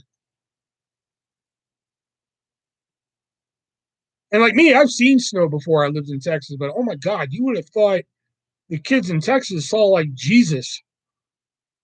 They were writing about it in their fucking book reports and shit.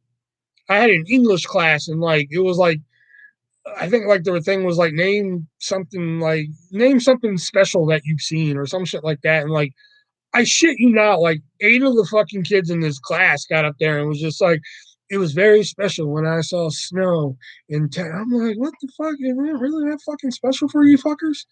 Like, it'd been one thing if it was like one of the kids stood up and was just like, oh, it was very special when I saw snow and shit like that. No, like 8 of these fucking kids that are like 20 was just like, it was so special when I saw snow and shit. Like, I was just like, geez Louise, man. East and North got snow this year. Huh. I'll be damned.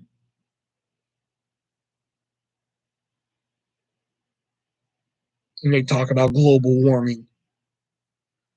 The only time I ever thought I broke my ribs was when I tried to skateboard.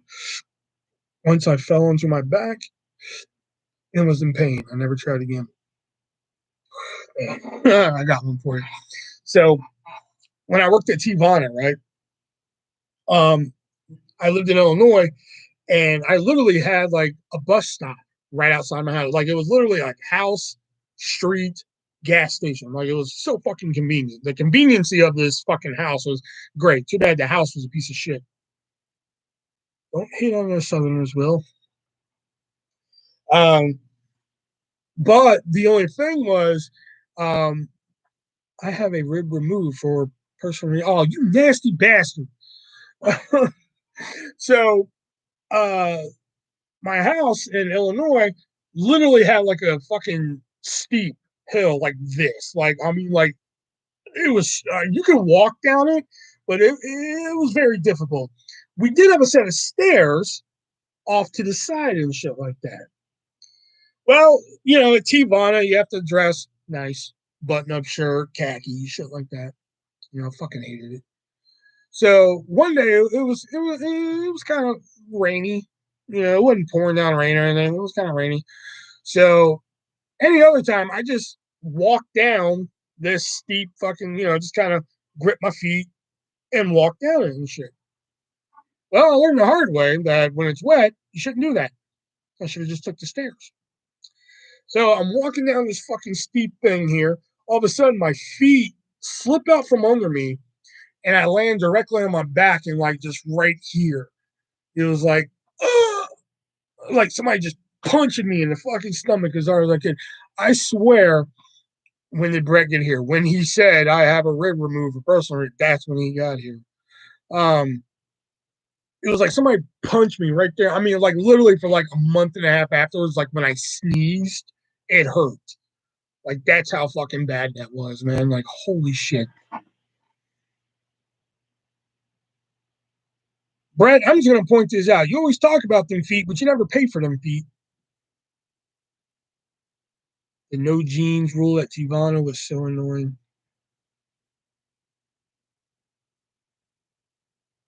I know. I thought it was always weird that like you couldn't wear jeans, you had to dress nice and everything, but like the girls, at least the girls I worked with, they could wear yoga pants, which A, I wasn't gonna complain about, but B, that was acceptable. You know, like, whatever. I didn't complain though.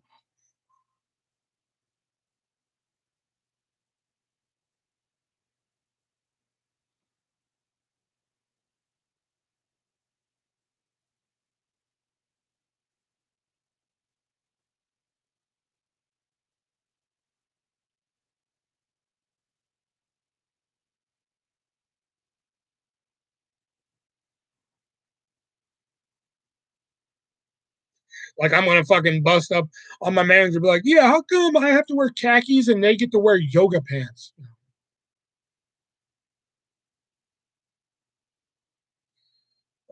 Jeans are just cowboy yoga pants. I thought artist, you might have been a skateboarder as a kid. You have that look. You never tried? Yeah, I actually. Well, I wasn't a skateboarder in like the fucking skateboarder sense, but I did used to ride a skateboard a lot. You know,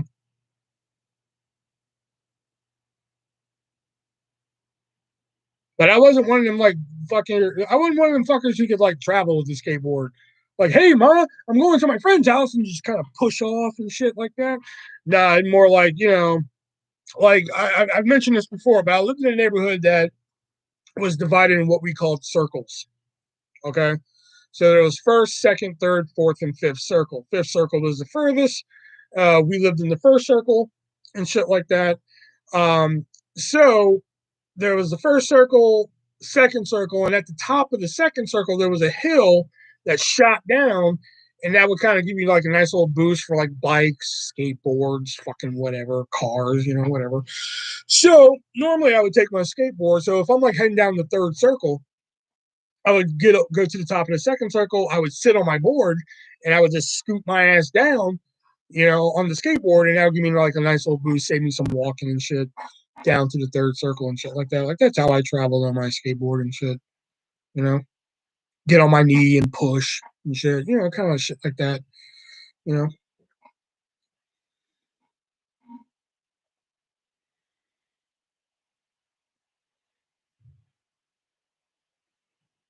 like that's how we used to like communicate with each other. Hey, where you at today? Third circle. Okay, cool. I'll meet you there. Because third circle was the entrance to the creek. So like more than likely, if anybody said they're at third circle, more than likely you're gonna end up at the creek. You know, grew up in the weirdest neighborhood design I've ever heard of. Yeah, it was like, how do I fucking so let me like try and draw it out here.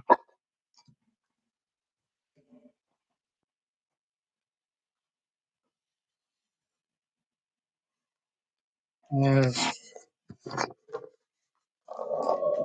the index card, yeah.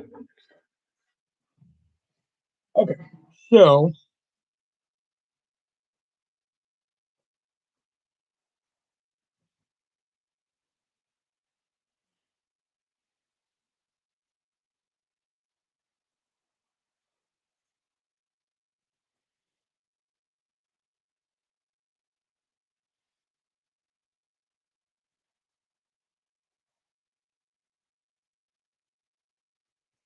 I'm gonna continue it on the back here.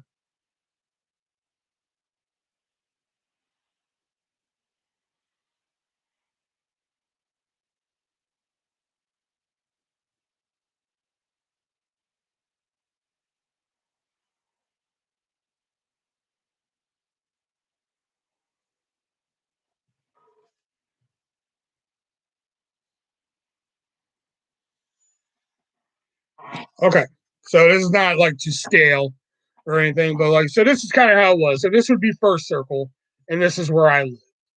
Okay, so then you would go up. This is the main street.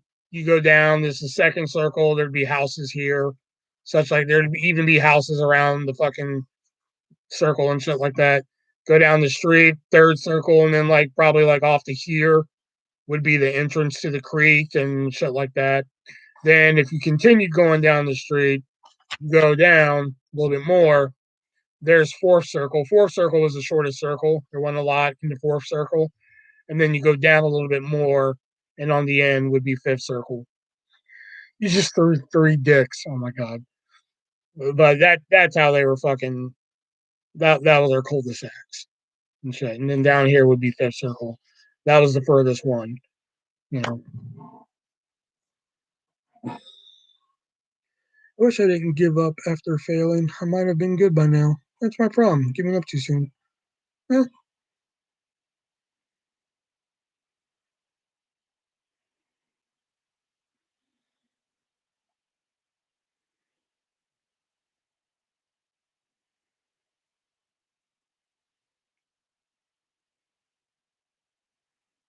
I was thinking that too, and no way.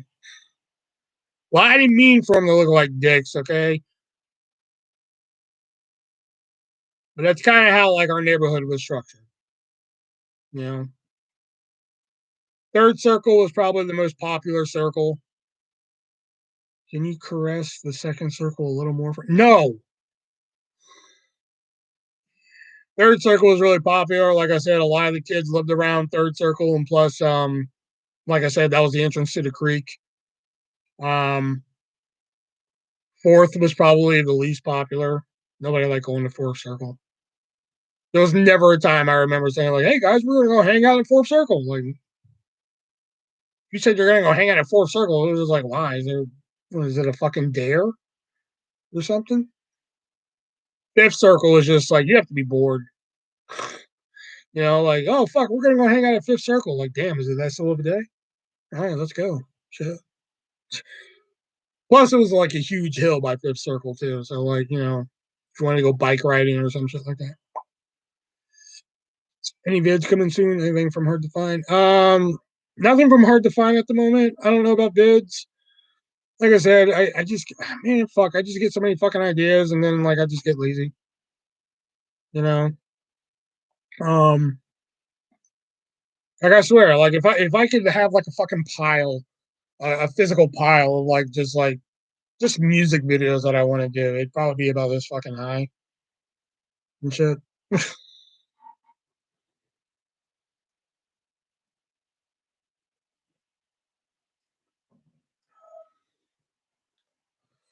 That's me with TikTok. Plus, like you know, I have a couple ideas for like another story arc for Game On. I have the ending of the whole series. I just have to work my way backwards, and I haven't really worked my way all the way backwards yet. Because like I've said before, the ending is based on an episode of the Twilight Zone. Um,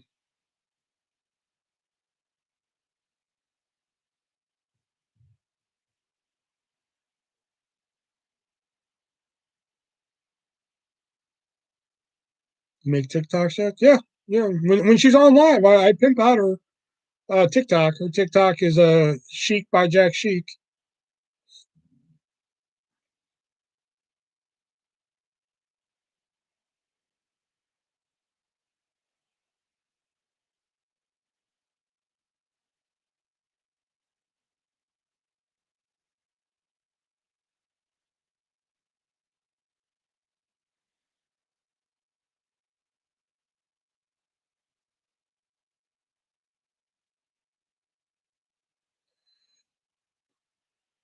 Yep, there you go, right there.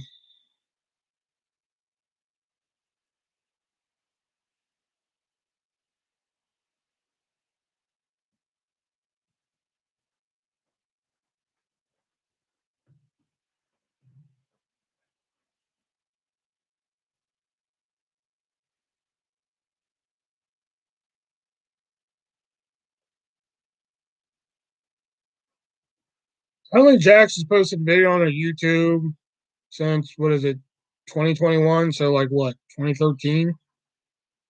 Maybe before then.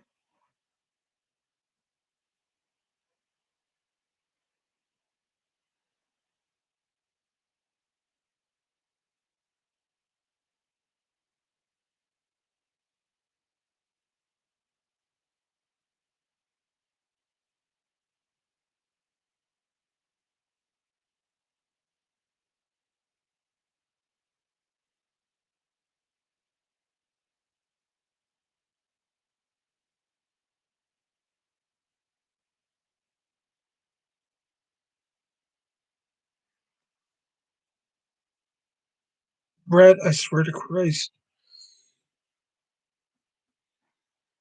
you TikTok artists can't remember if you're doing it.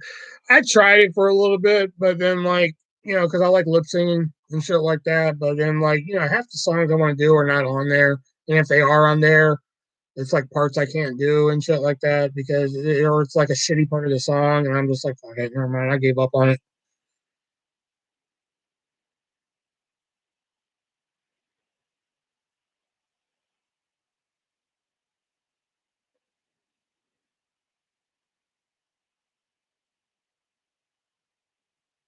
That's why you never really hear me advertise it or anything because I was just like, yeah, fuck it.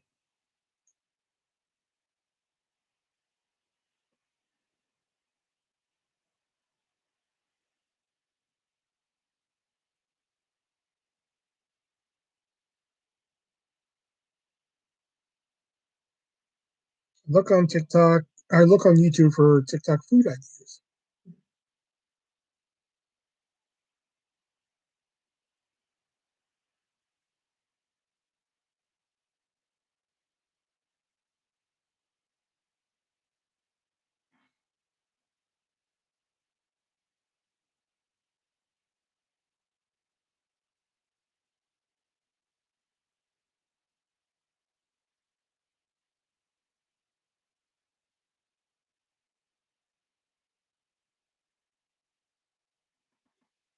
I only like lip singing if it's be like,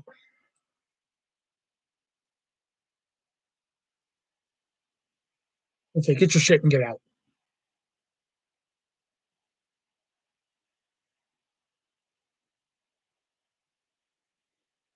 Back. I didn't know you left, Erica. I'm not mad, but I'm hurt.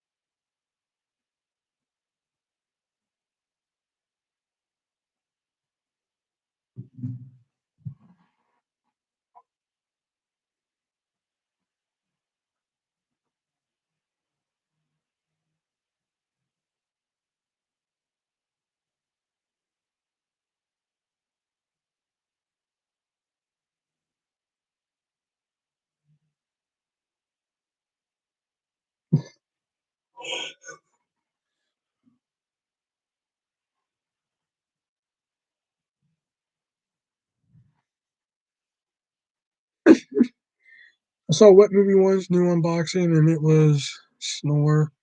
I thought I was going to see cool autographs, but no.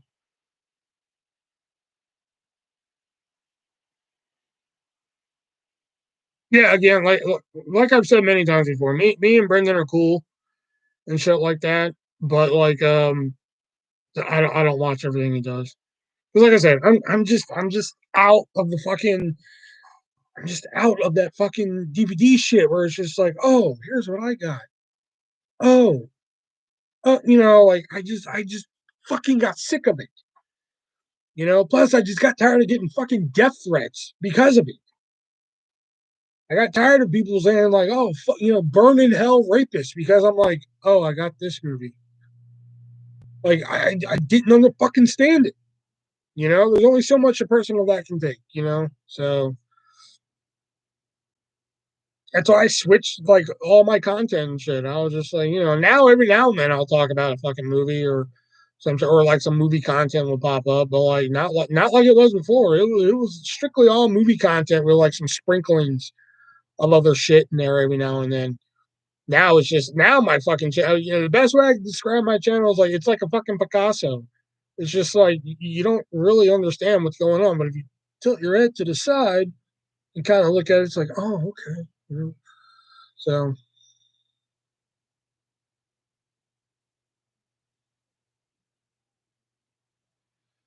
you are lucky no one cares enough to death. Right. Understandable. Autographs are awesome. I have Melissa Joan Hart's autograph when she was on Sabrina. I have a couple autographs. Not well, I have a few authentics and I have a couple reprints. The authentics I have two of Renee Michelle, who is a wrestler, and I have one of Katarina, who is Katie Lee Burchill in WWE.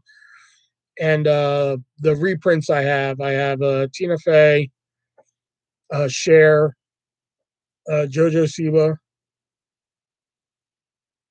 Margot Robbie. And I only have Margot Robbie because it was on a fucking picture of Harley Quinn from Suicide Squad. What's the other one I'm missing? Cher. Oh, Lucy Liu. I have Lucy Liu.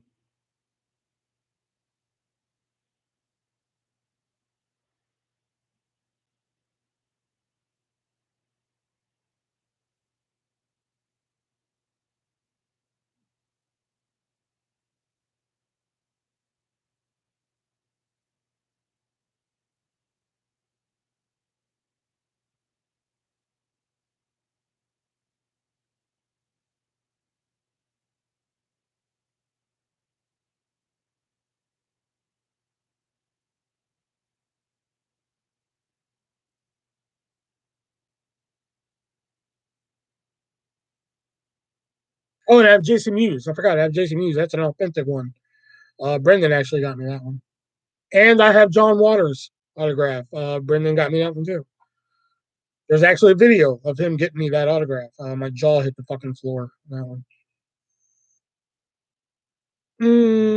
What would be your dream to stand in the WWE wrestling ring on live TV or meet Tina Fey? Meet Tina Fey. I'll even add to that meet Tina Fey and motorboater. Just, hi, nice to meet you. Because fuck, I'm only gonna meet her once. Shit, might as well go for the gusto. You know.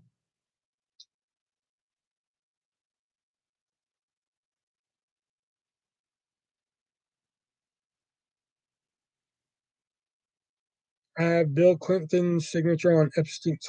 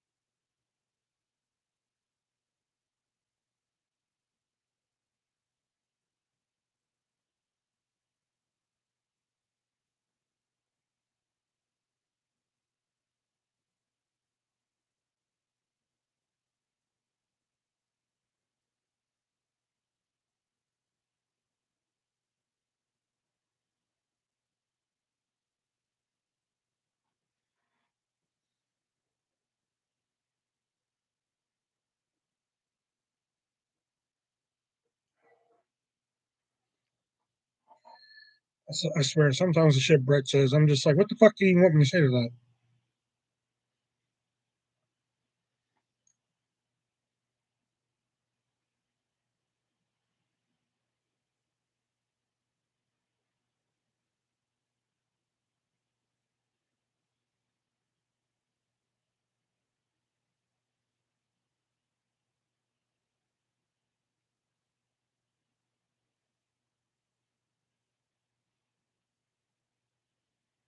Nine people are watching, and three minus us three, six people aren't talking. I would be paranoid. Are they jerking as they're watching? Well, I'd say 3.5 because Diana's probably in here lurking. So I always say 3.5 because every now and then she'll pop in and say something, you know. What kills me is that if they don't want to talk, they can always go to the Venmo, PayPal, Cash App in the description down below and donate a little something. Or if they don't want to donate money, they can go to the two, that's right, two, count them, two Amazon wish list in the description down below. And they can send over a little something. There's the normal Amazon wish list, and there is the coloring book wish list that can help support my Instagram, the Artist V1 Colors, for all my adult coloring there as well. And of course, you can go to the Teespring link and get yourself a t-shirt, pillow, a sticker. You can even get a poster. You can get a poster. You can put me on your ceiling. I can watch you as you sleep. How great would that be? You just wake up in the middle of the night. There I am on your ceiling, just staring at you. You know, because you don't talk while you're in here. So why shouldn't you? So why shouldn't I just be staring at you like you stare at me when I'm on this live? Huh? Why should? Okay, sorry. I got a little out of hand. I'm sorry.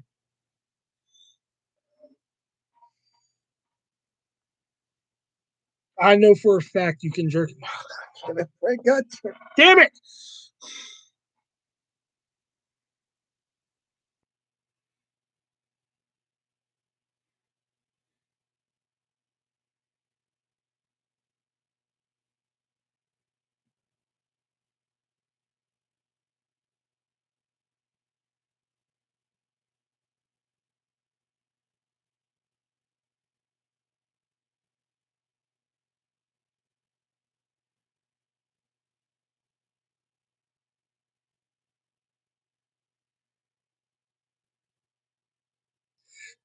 Oh, Erica's still here. And remember, tonight's sponsor is also Gymshark. That's right, gymshark.com for all your leggings needs. Remember, if you're not wearing Gymshark, you're not wearing Gymshark.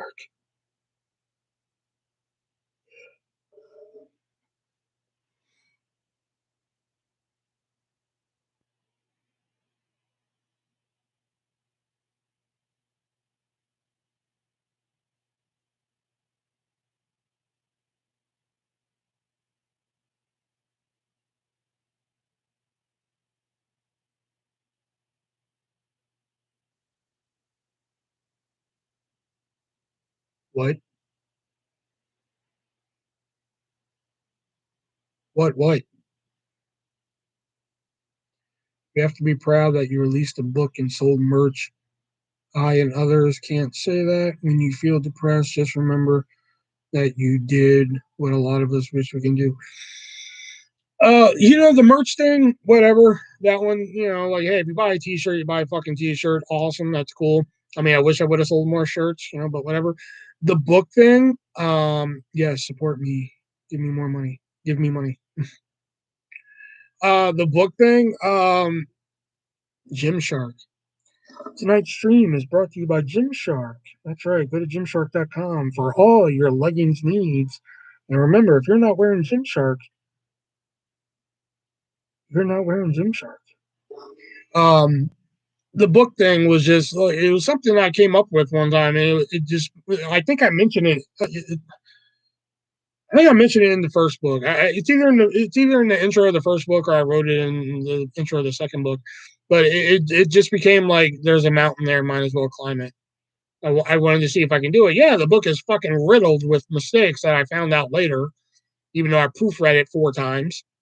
You know, But apparently I didn't do a good enough job. And, you know, before anybody asked, again, I didn't want to send it off to anybody and be like, here, proofread this. And then they're like, oh, okay, here's where you went wrong. And then fucking fix it. And they're like, okay, it's fixed. Here, you want to buy a copy? Like, no, fucking, I read it.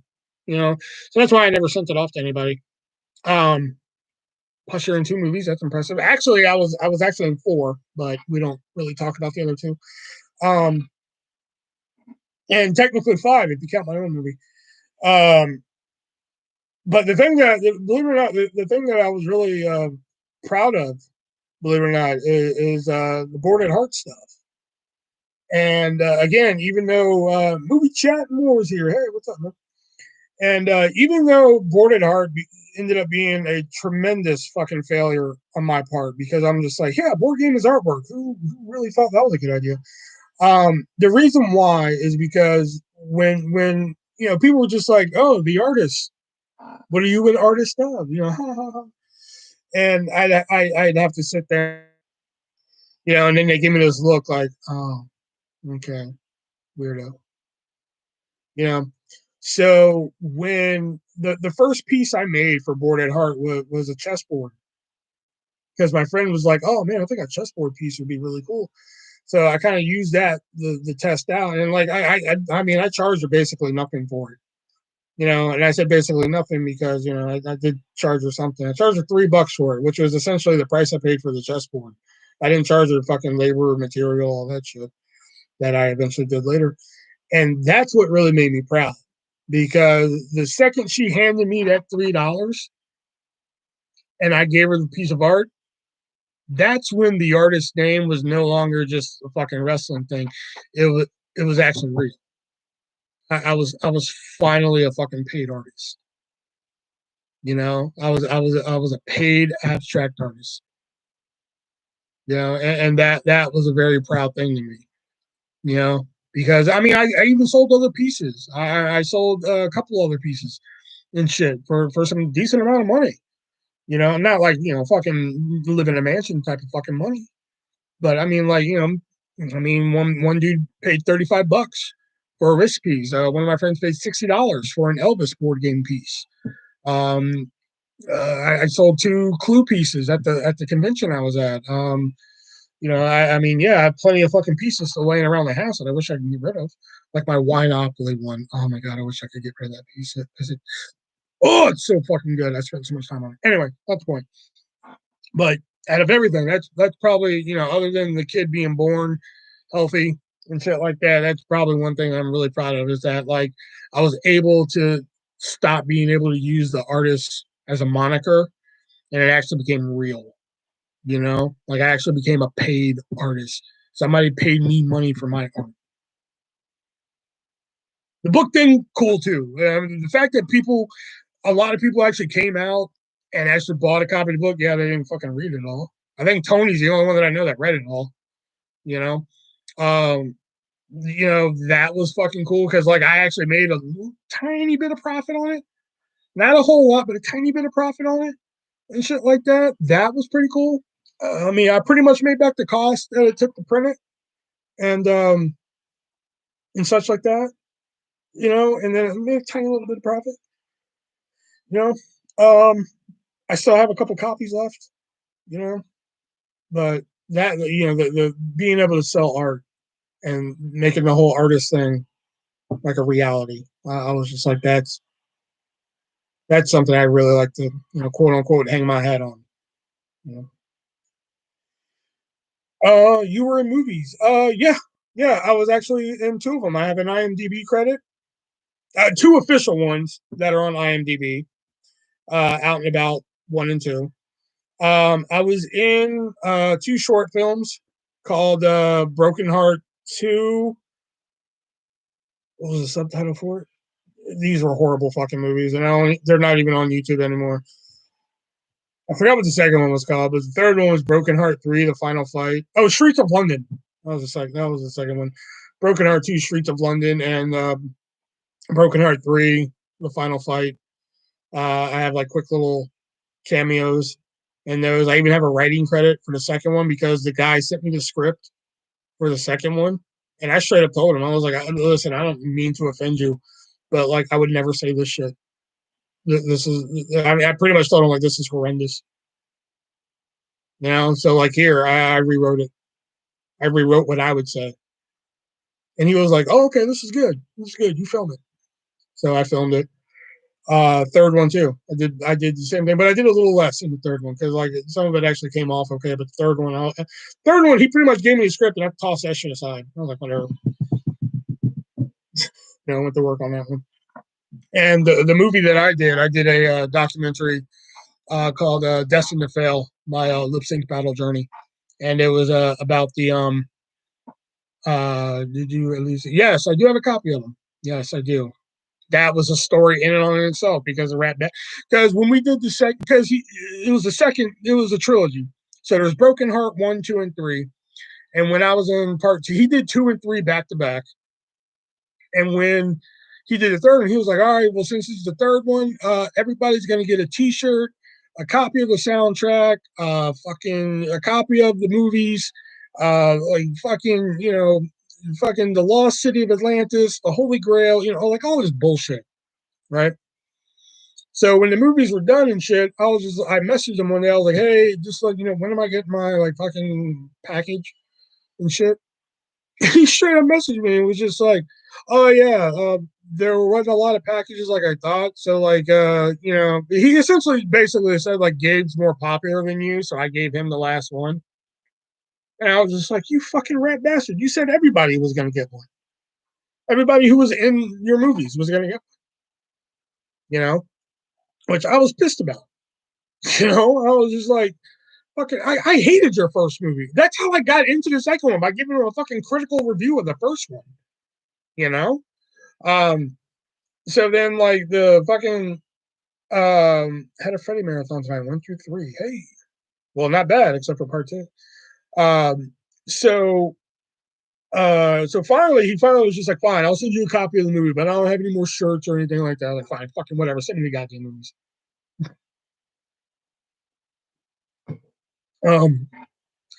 That's cool. You're a creative person. Don't let no one. Oh, and Eric, I did my own movie, Destined to Fail: My Lip Sync Battle Journey, which is a documentary on these 2 lip sync battles that I did. Pretty interesting. It's locked, so if you do want to see it, I'd have to send you a link. So you'd have to fucking unblock me on something, Snap or Facebook, if you're ready for that next step in our friendship again. I'm waiting for the audio book read by Roger. That's 2, Brad. They aren't on YouTube anymore. Had a Freddy marathon. Okay, I'm all caught up. Okay, I'm all caught up. I'm good. JMB, how old are you? It's actually none of your damn business. And I like if you stay on my personal affairs. She blocked you. Yeah, we kind of had like a little bit of a run in. A couple of years ago. So we're kind of like still rebuilding. Like her coming to my lives is like us rebuilding our friendship, you know. Because like I mentioned before, me and Erica used to be like we used to be really close for a while. Like Erica would message me like every day just to be like, "Hey, what's up? What are you up to?" and shit like that. Like if I just posted on Facebook, like I'm having a shitty day, you know. Like if I posted on Facebook, like, "Hey, I'm having a shit day," like more than likely, like 15 minutes later, I would get a message from Erica, like fucking, "Hey, what's wrong?" And I'm like, fucking this and this and this happened and shit like that. You know, who played the angel in the TV show Highway to Heaven? Michael Landon.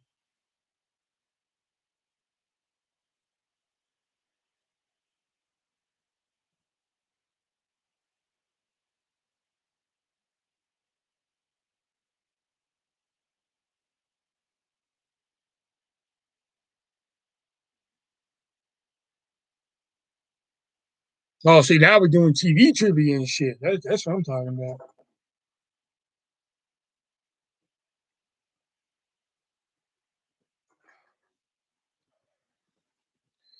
Whoa.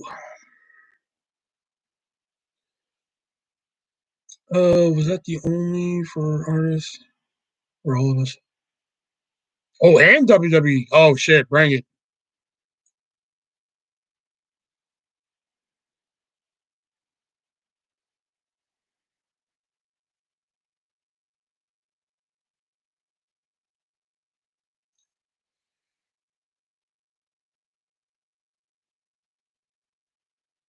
Shut up. You're ruining my reputation. I'm not nice. He's lying, guys.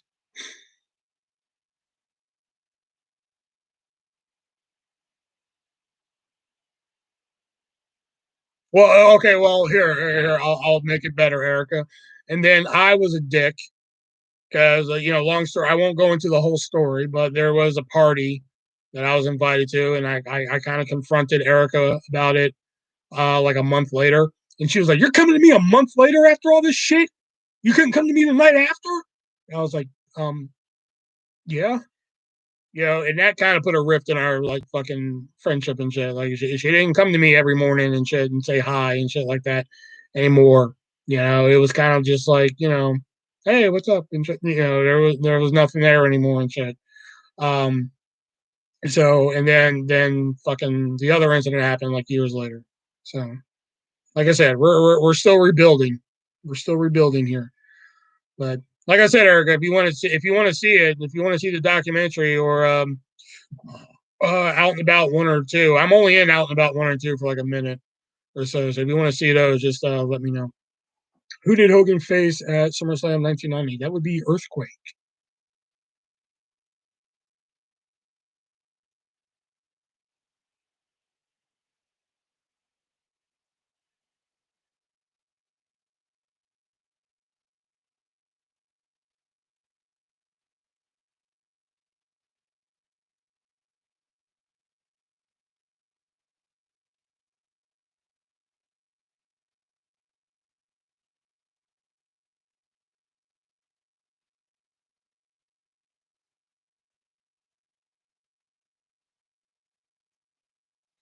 Who won the 1990? Oh, come on, man. I thought these were going to be hard, man. Lex Luger and Bret Hart.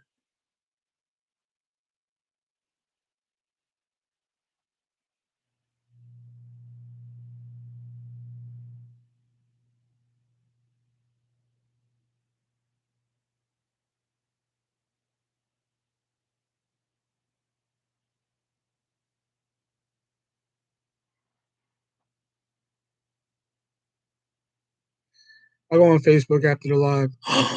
Progress. Oh, after the live? All right. Well, good night, everybody. No. Oh, you don't need Snap anymore? Oh, did I ruin it for you?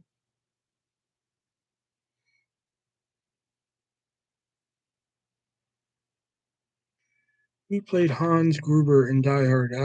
Alan Rickman.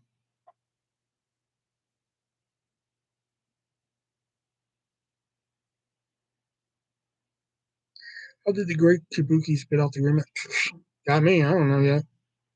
That's one of the secrets of wrestling. I still don't know. Jax, read up. Erica's gonna unblock me on Facebook.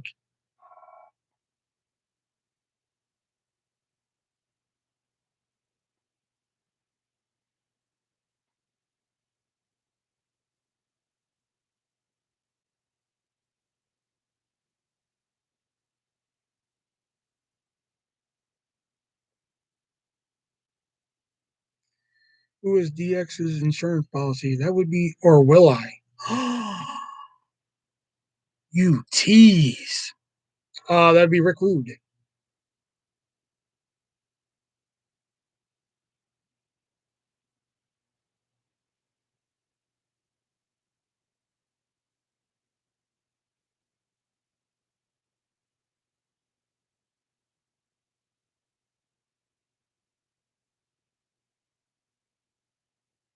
There was another guy that spit out Miss McCann. The Great Muda, dude. Come on, Josh. The Great Muda.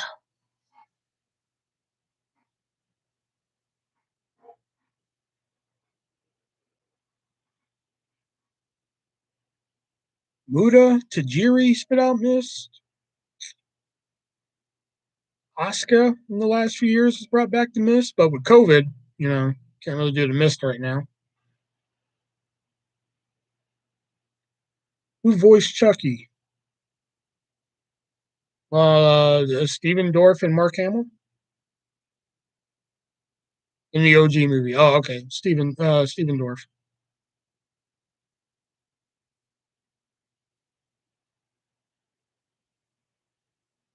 Oh, Brad Dorff. Oh, fuck. Ah, damn it.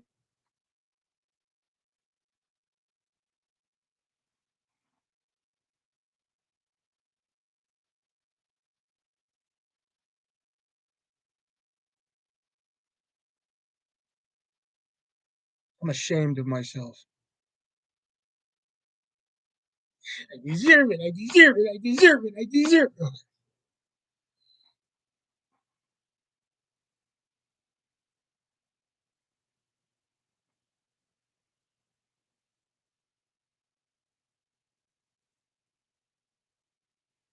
Who were the three main stars of Indecent Proposal? Demi Moore.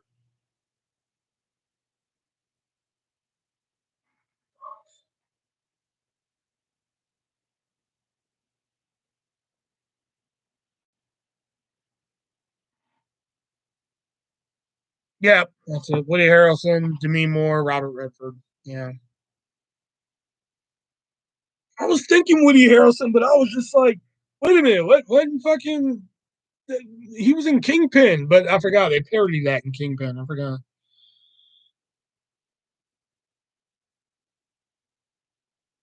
See, I couldn't think of. I wouldn't have thought, even if I would have remembered Woody Harrelson, who was in my brain, but I just kept thinking of the parody in Kingpin. I wouldn't have hit Robert Redford. I kept thinking fucking Richard Gere. That's what I kept thinking of. Like even if I would have hit Woody Harrelson and Demi Moore, I would have probably eventually landed on Richard Gere.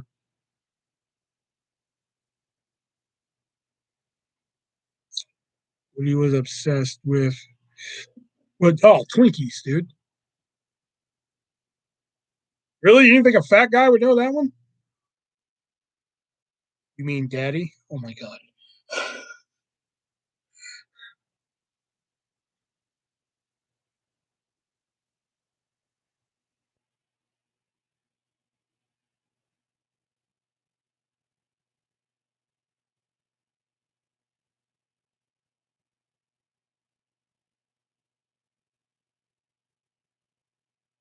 Side note, you always hear like the girls, like, talking about older men. Oh, like that's daddy. You never hear that about men. It's always cougar.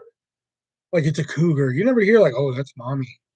You don't hear that often. Who directed the OG Black Christmas? That would be Bob Clark, who also directed A Christmas Story, which, go figure.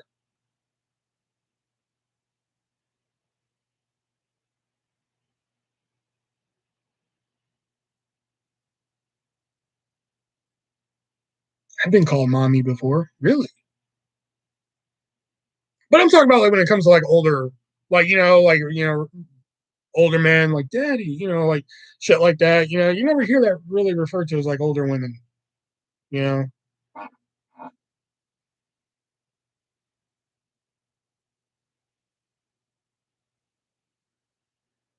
like I don't refer to Tina Fey as mommy.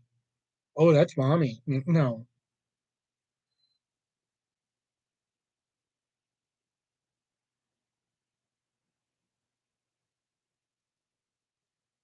What number did Ric Flair? Oh, come on. Again, I thought this was gonna be hard. Number three. My father used to call me mommy. Kind of weird. All right. I'm your mommy. Oh, are you, champ?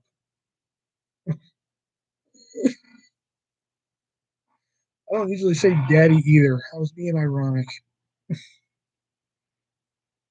I know you're being ironic, but I'm just saying, like, generally speaking, some girls do refer to older men as daddy, but I'm just saying you never hear the reverse of that. You know what I mean?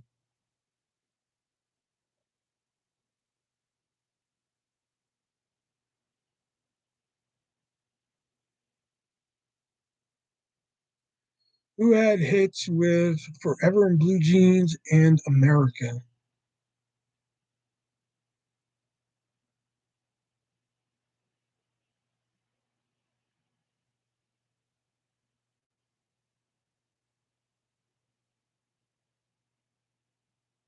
Insane Clown Posse?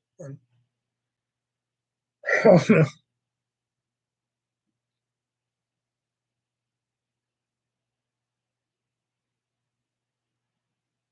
Neil Diamond, close. I knew it was either Diamond or the Posse. I knew it was one of those two, and I went with the Posse. Diamond, bro. Neil Diamond's not really on my playlist. See, I was thinking Springsteen for a second, Brett, but like I wasn't 100% sure. I mean, I would have been wrong, but I mean, still, that name did pop up. Mistress Erica. I'll be right back. I gotta go to the bathroom.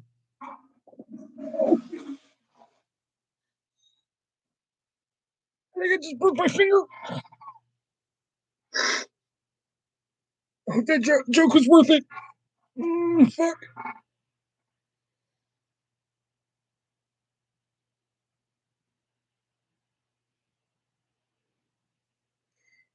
Which season did Pam Anderson come into Baywatch? Oh, fuck. Like 11 seasons of Baywatch. She wasn't in all. I'm going to just take a wild guess in the dark and say season 4.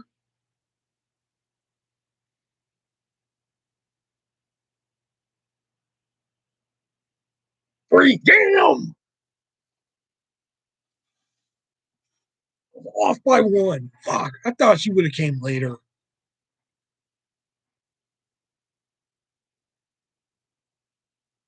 I'm going to just watch. I'll talk if Congo gets slow. All right, Josh. Close. I know. I was so fucking close. I was so close. Oh, okay. Which comic book hero did she play in 1996? Barbed Wire.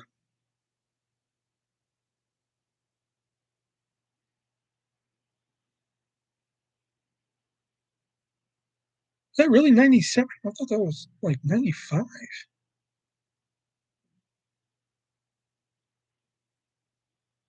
God, it's a terrible movie.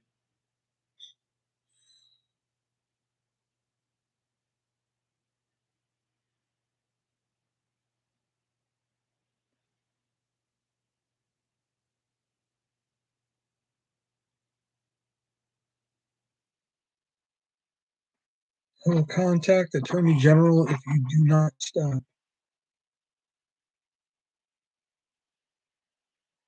Oh, okay. At first, I was like, what the hell are you talking about? Okay. Thanks. Who played Hannibal in the OG A-Team?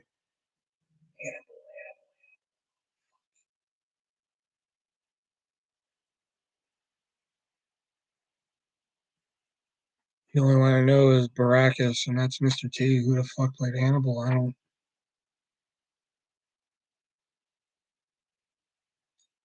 Violent J. I don't. I don't know. George Peppard. Fuck, I was close again.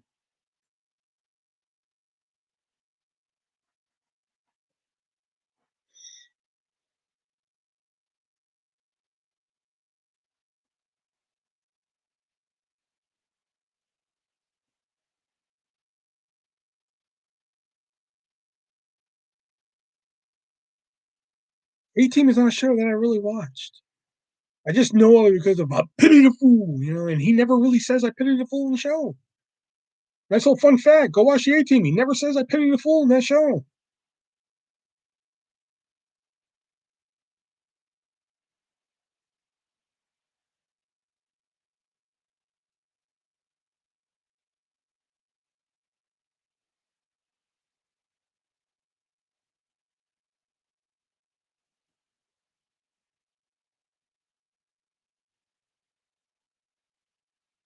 Well, while Movie Chat is preparing his next question, there are 11 people watching. Thank you guys for coming out tonight. You guys know there is Venmo, PayPal, Cash App, and okay, we're down under 10. All right. Well, that was fun. Who had hits with Reason to Live, Detroit Rock City, and Beth? That would be Kiss.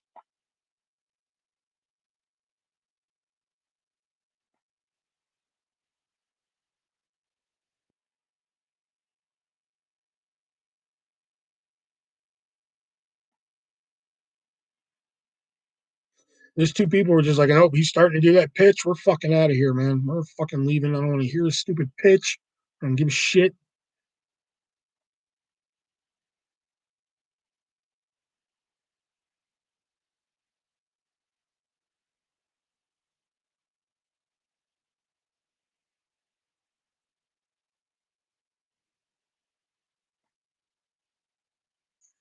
Who were the two main leads and role models?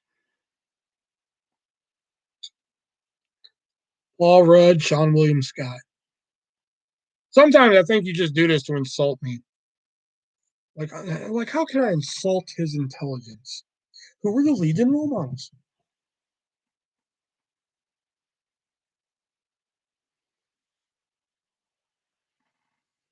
Who was number 3 in the 1992 Royal Rumble?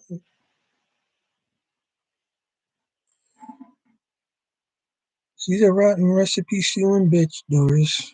Careful who your friends are. She's climbing in your windows. They're climbing in your windows, snatching your people up. Need to hide your kids, hide your wife, hide your kids, hide your wife, and hide your husband, because everybody out here.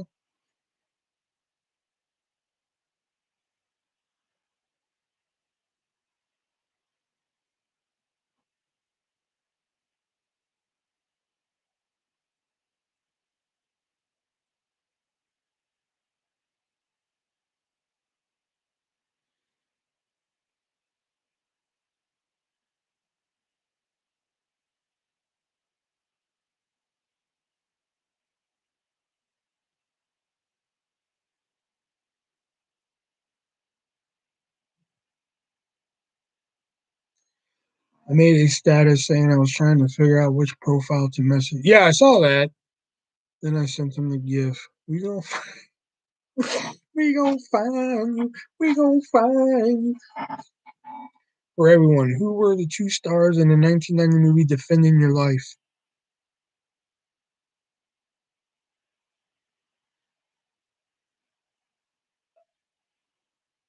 Violent J and Shaggy Two Dope? I don't.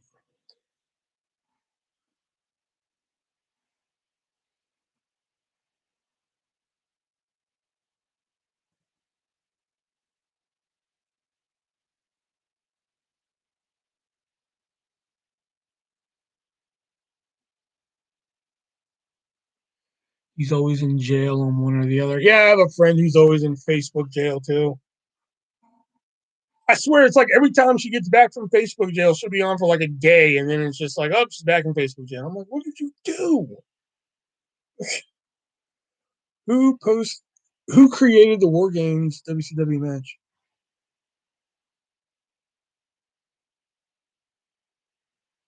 Dusty Rhodes?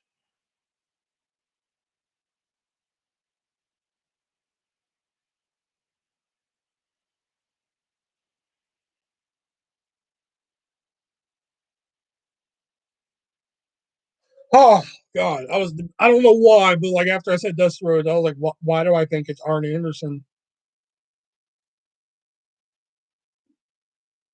I don't know why my brain was like Arn Anderson, idiot, and I was like, no, Dusty. For some reason, that didn't seem like a Dusty match. I don't know why. I know he was in a lot of them, but I was like, the concept doesn't seem his.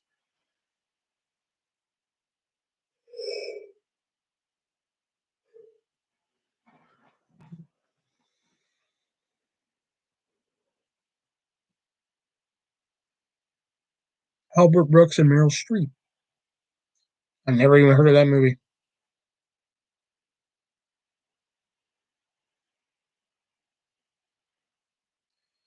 His friends report him a lot too to mess with him. Well, then they're not really his friends now, are they?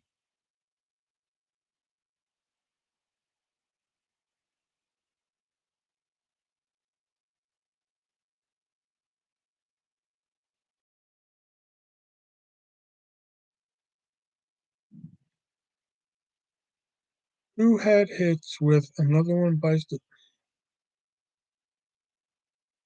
All right, I'm gonna head out. Queen.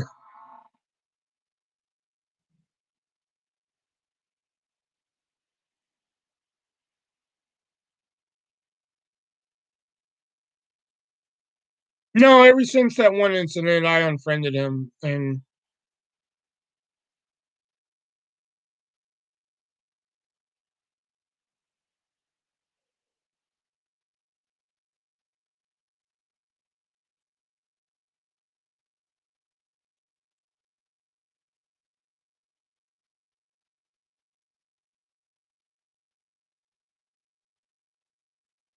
well, he just posted stupid memes before that.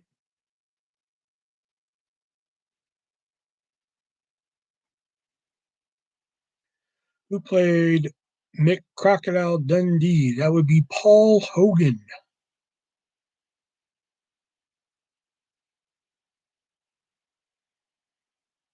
That's not a knife.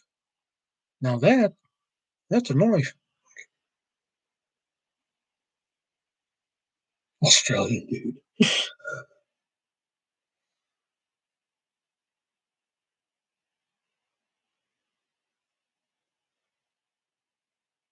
And vulgar. Yeah. I guess because I'm vulgar, it just all kind of blended in.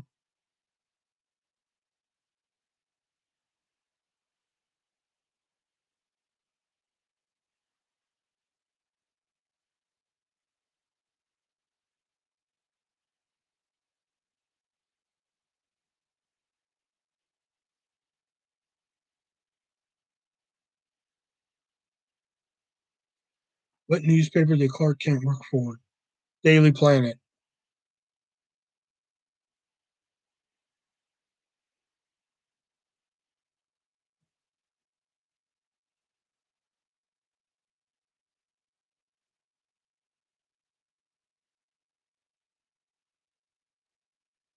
Well, I had to think for a second. I had to make sure I had the right one.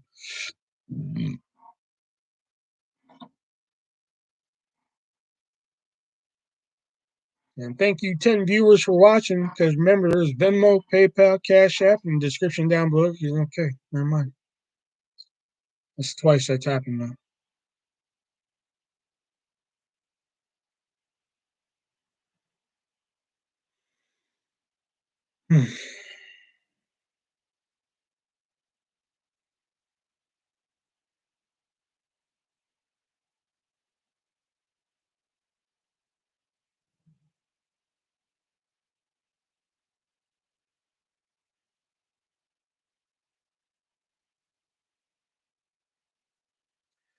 Who created this?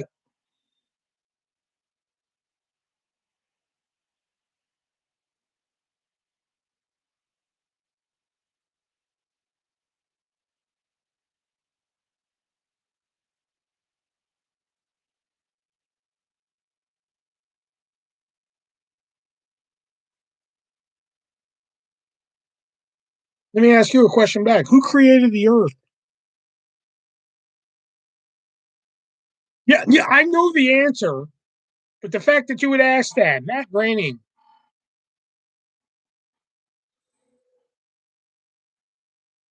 I did. Oh my God.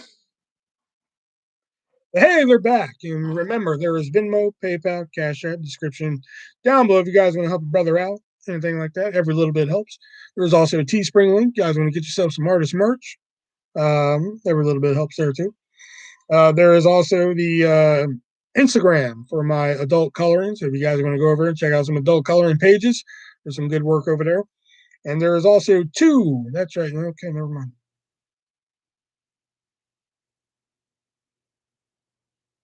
There's two. That's right. Two. Count them. Two Amazon wish lists down there. One for just normal. Okay.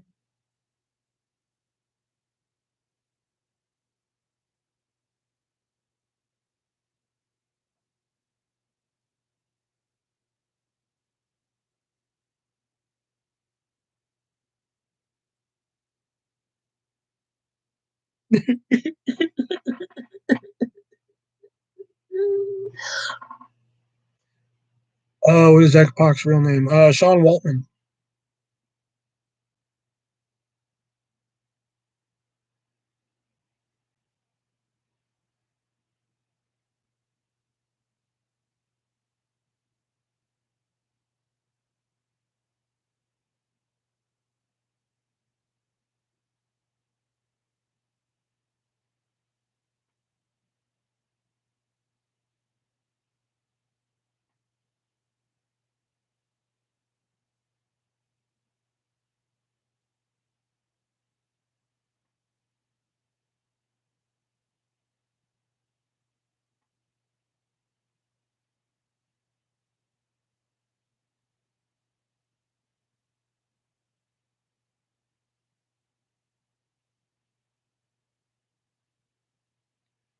What was the subtitle for?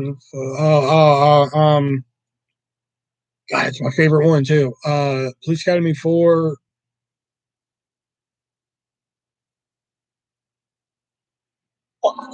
Um, that's my favorite one. I don't know why I'm blanking on this.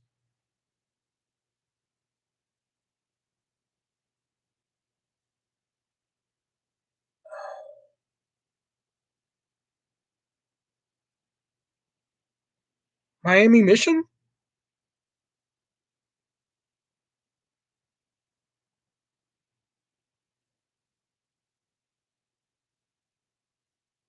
Mission in Miami. Moon's over Miami. I fucking Scissor on patrol. Damn it.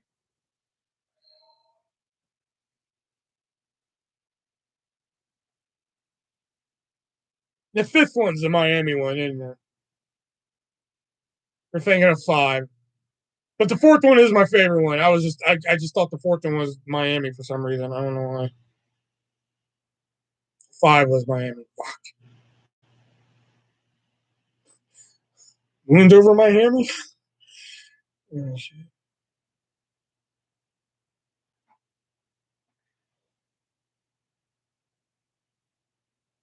Fuck, that's weird because I can remember all of them. It was like Mission to Miami, Mission to Moscow.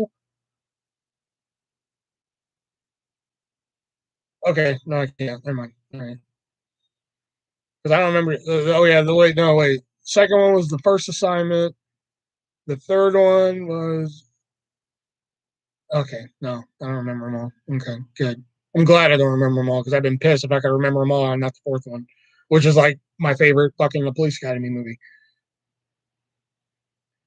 Moscow was 7 and crap.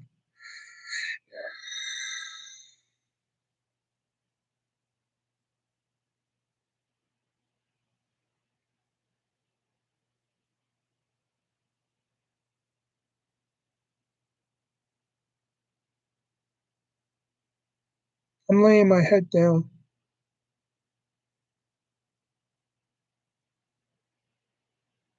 Lay her down on sheets of linen. Okay. Back in Training was a subtitle to which? Oh, Back in Training was a subtitle to which? Okay, so if Mission to Miami was 5, Moscow was 7, Citizens on Patrol was 4. Was it 6?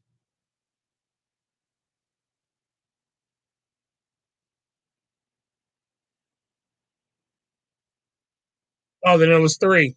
It has to be 3 then. By process of elimination, it has to be 3.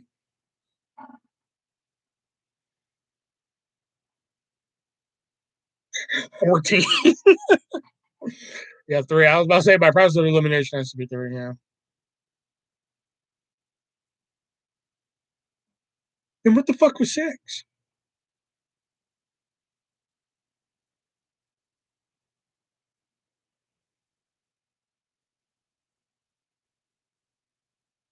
Police Academy 6. Police Academy 6 in space? Like, what the fuck was it? City Under Siege. Okay.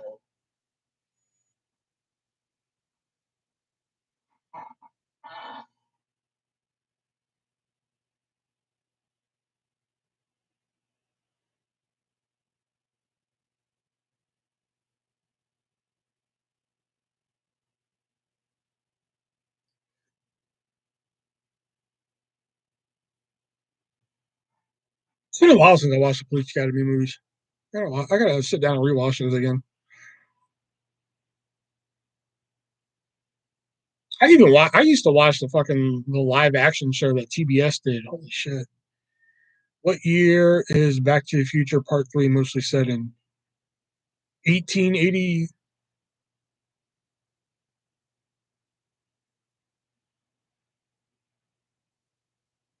1856.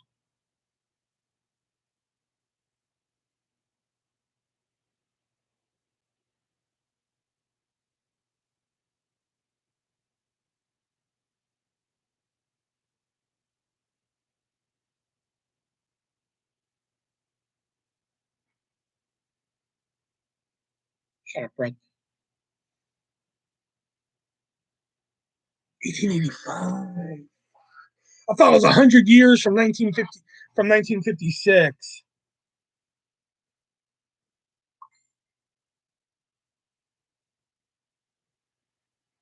I knew it was 100 years before one of the current dates.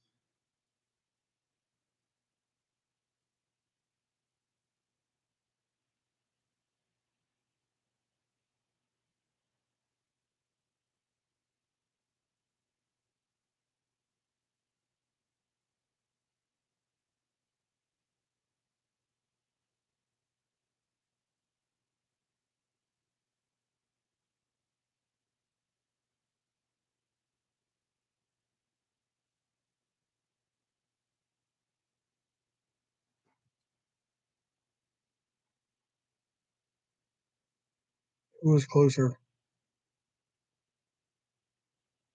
I think I was. I said 1856.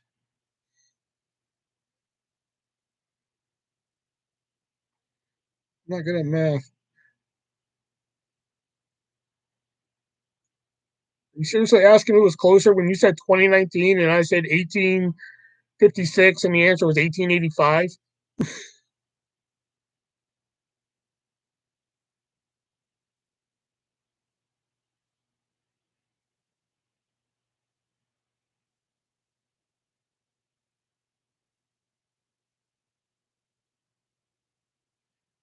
Gayheart flirted with who and nothing to lose. Oh, nothing to lose. Oh,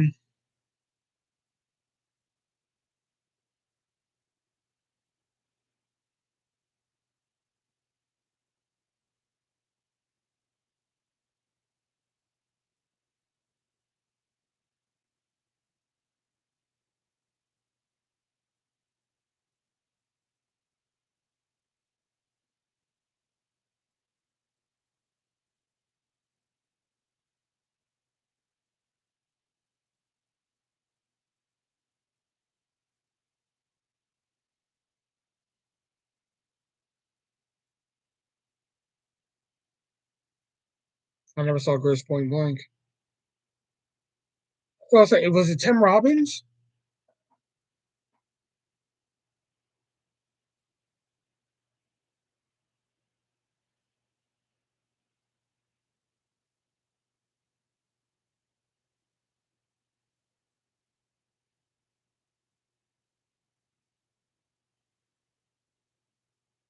I was trying to think of his character name, and I fuck. Thank God you accepted Tim Robbins, because if you wanted his character name, I've been screwed.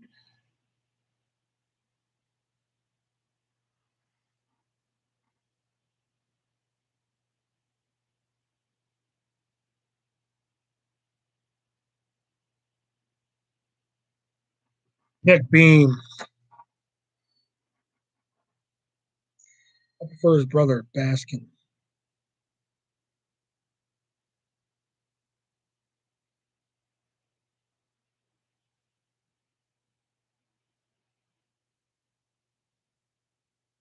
Oh, fuck. Okay, I got it. I hate you. I hate you so much.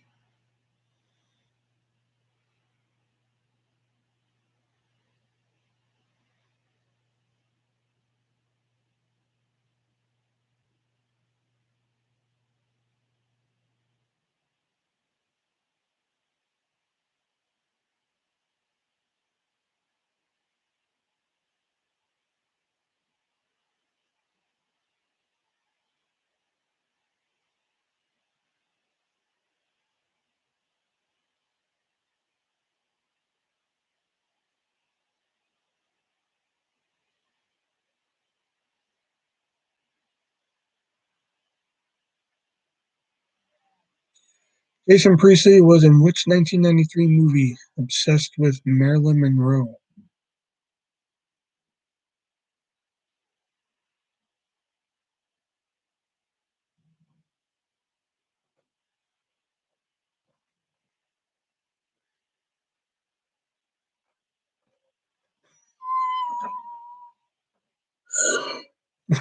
Calendar Girls. Um,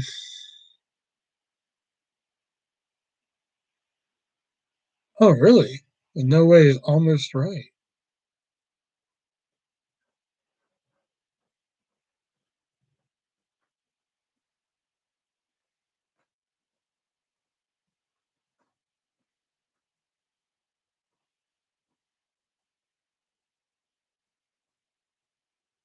Calendar Girl. Oh. Yeah, because you said Calendar Girls. I'm thinking of the Helen Mirren movie that came out in like 2000, what, 2004 something.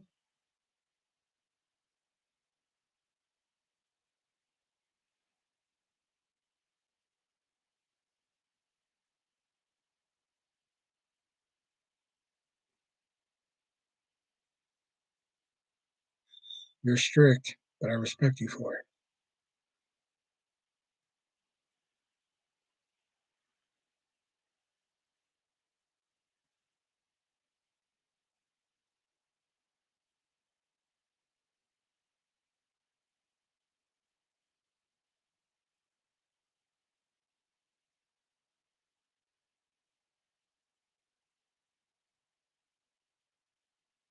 Three founding members of DX.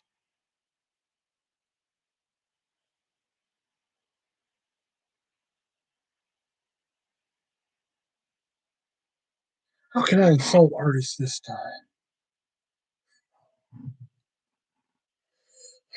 Triple H.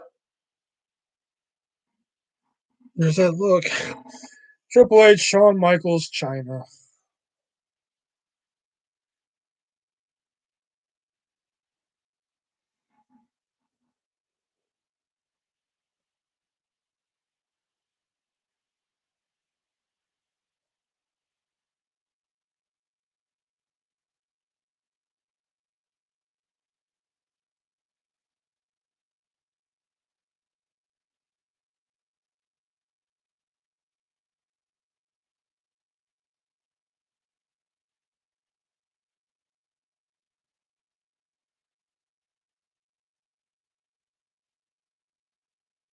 That's why I laughed when he said Calendar Girls because I thought of the Helen Mirren movie. I'm like, there's nothing like that fucking movie. Who won the 1996 Rumble? Okay, 94 was Brett Luger. 95 was Michaels. And 96, Michaels repeated. So Shawn Michaels. Which real estate mogul had cameos in movies, TV shows, and music videos? That would be Donald Trump.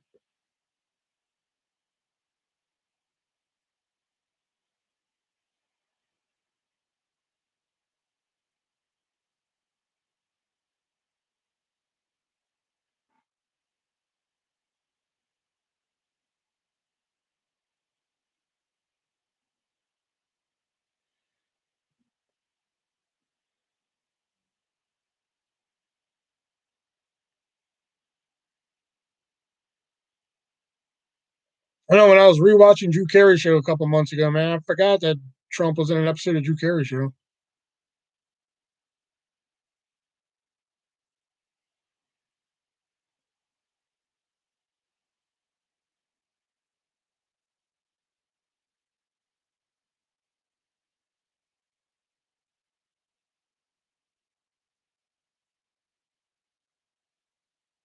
Who played Kevin's mom in Home Alone? Catherine O'Hara.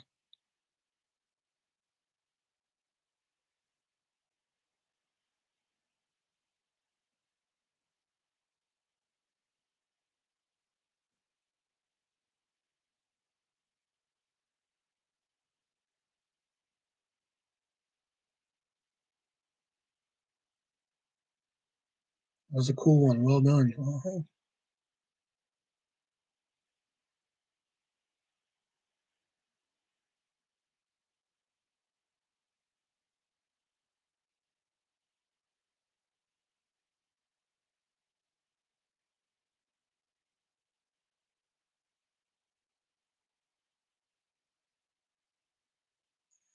What was the first feature-length animated movie ever released?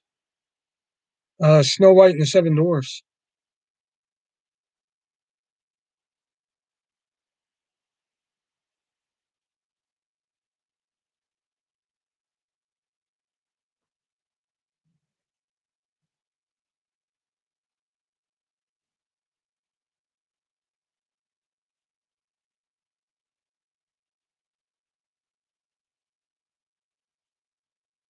Fantasia was like way after fucking Snow White and Seven Dwarfs, guys. Come on. Get with it. Know your shit.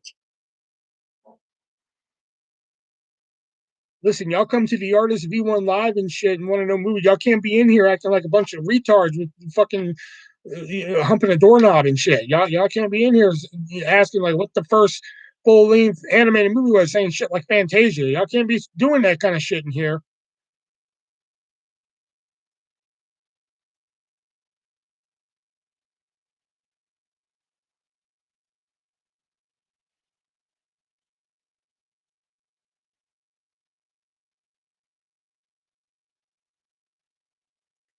In the Matrix, does Neo take the blue pill or the red pill?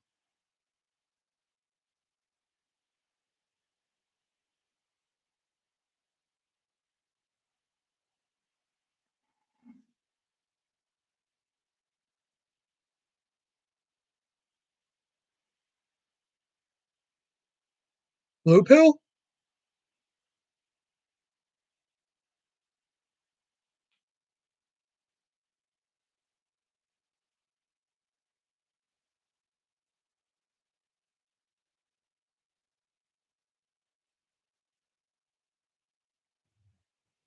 Who recorded In Dreams, Pretty Paper, and Penny Arcade?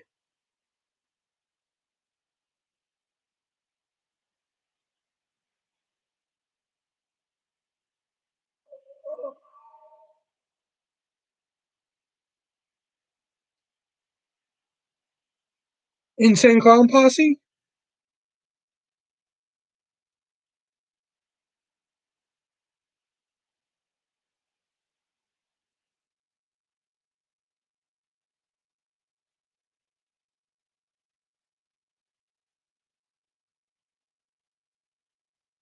Oh, Roy Orbison. Fuck.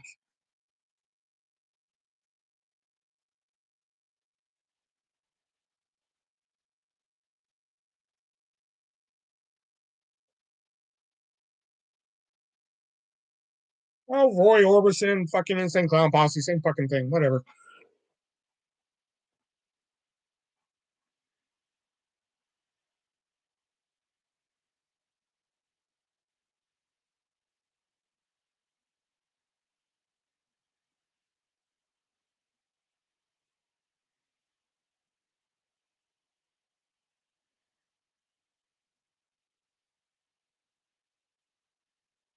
I know two songs by Roy Orbison, and that's Pretty Woman and fucking Crying. That's it. That's the only two I know by him.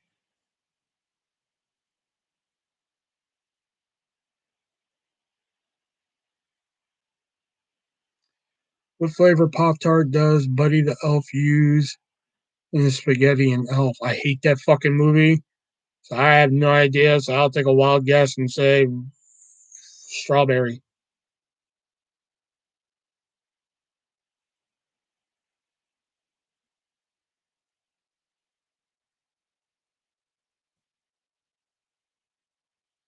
And I only say strawberry because it's the most basic fucking Pop Tart you can use. Chocolate. Cannot stand that fucking movie.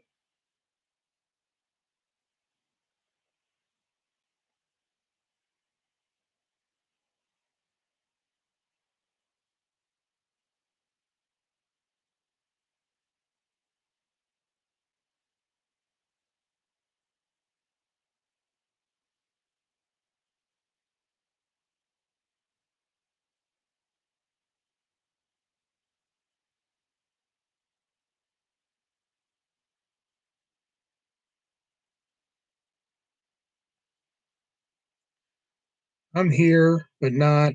Brain can't process completely. You're fine. What shocking. Last House on the Left. Which 1980 movie featured three killer kids?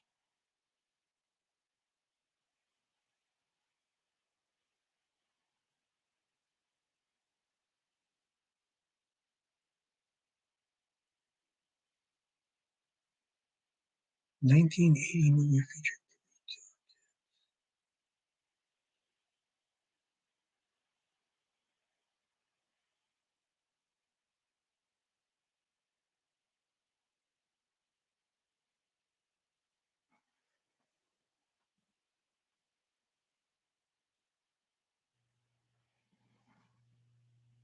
It'd be 81. Yeah, that doesn't help.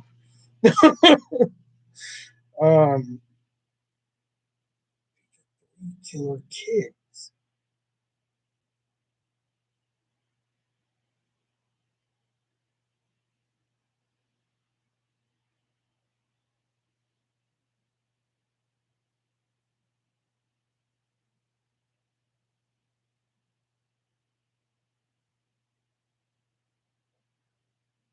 I don't fucking know.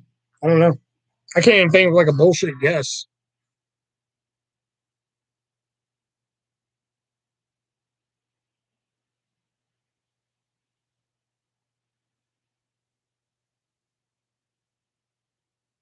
Bloody Birthday. I never even heard of that. And I was running through slasher movies in my head too. I'm like, what slasher movie could it be? Just in the corner is all I can think of. Didn't that come out in like 86 or 87, something like that?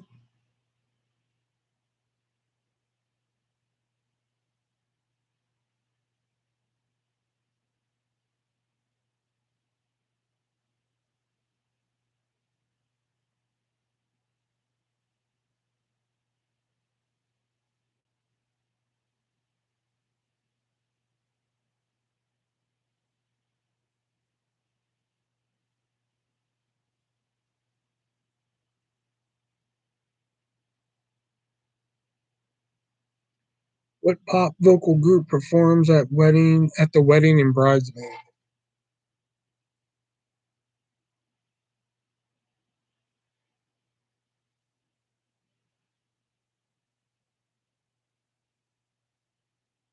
Insane Clown Posse.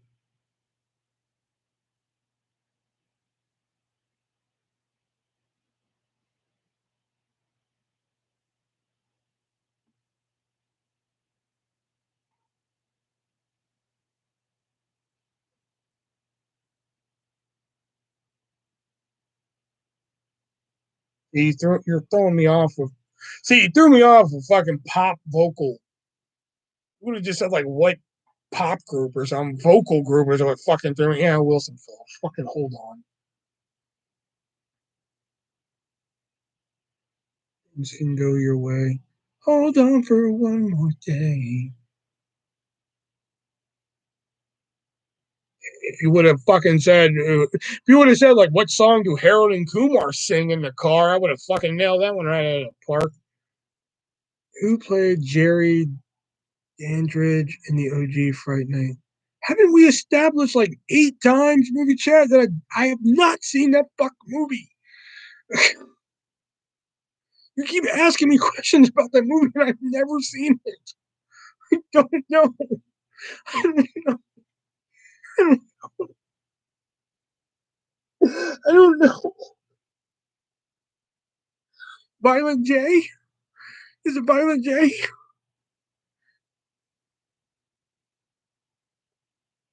You could have just said pop group.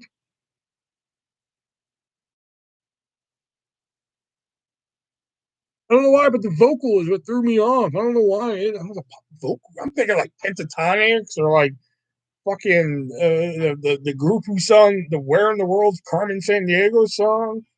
Rockapella. That's what I'm thinking of. I'm like, was Rockapella in Bridesmaids? Tell me where in the world is Carmen Sandiego? Hold on for one more day. That's a hot song. I don't care what people say. Who won the 2010 Rumble? That would be.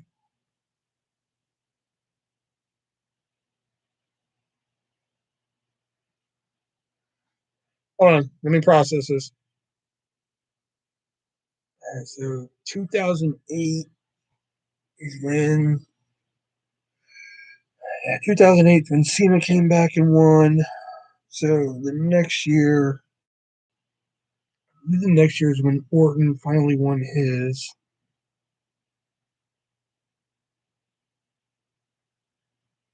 So 2010.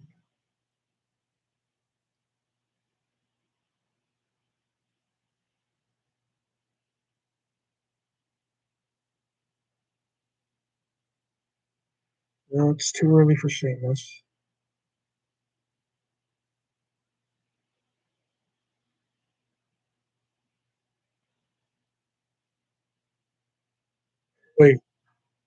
2010. What WrestleMania was that?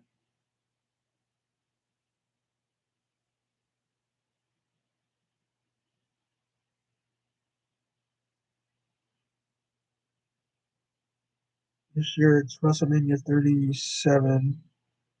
So 11 years ago would have been WrestleMania 26. So Edge.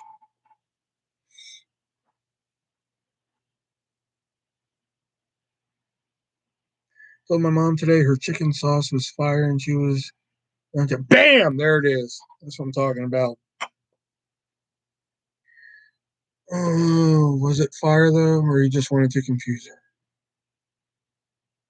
Hey, Devin, what's going on?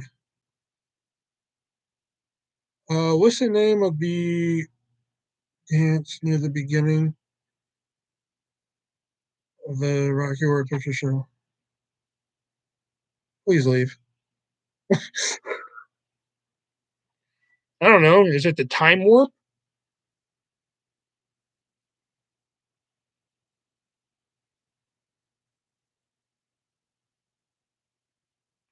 Well, is my mom's cooking fire? I can't really say about the cooking because I haven't eaten it that much, but I will say the bacon is fucking fire. I'm a diabetic, man, but like, fuck, I would eat that cheesecake until I fucking went into a diabetic coma.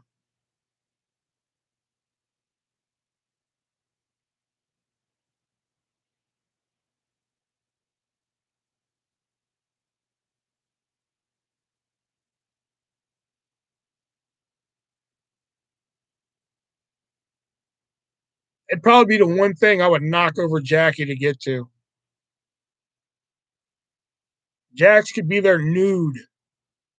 She'd be like, Will, all this is yours. Plus, my mom made a cheesecake in the kitchen. I'd be like, excuse me. Be out of there. What do you think about the last episode from Superstore? Is Jonah getting back with the blonde chick? No, I don't think he's gonna get back with Kelly. Nah. Which turtle wore the orange face band? I'm not even gonna dignify that with an answer.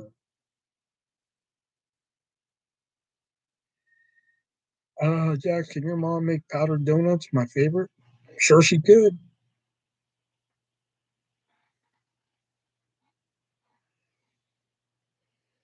For a time, Pablo would pay her to make them special for special occasions.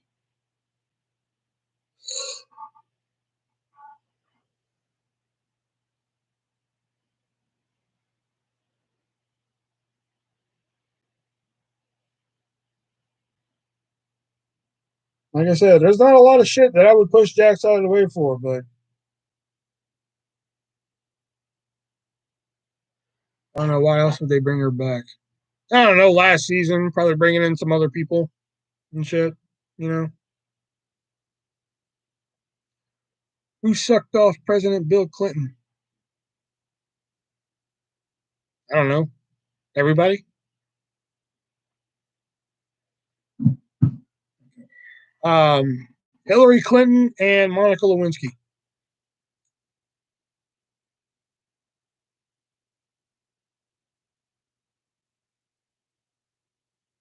And the American taxpayers. Hold on. Thank you. Thank you. Thank you. Thank you very much. Thank you. Thank you. Thank you. Thank you. Thank you. Thank you very much. Thank you.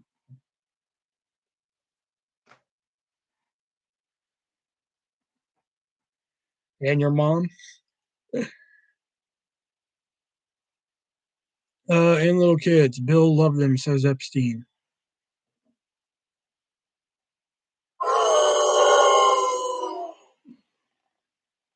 And that's $3 I've ever spent. Who played Chandler in Friends? Chandler.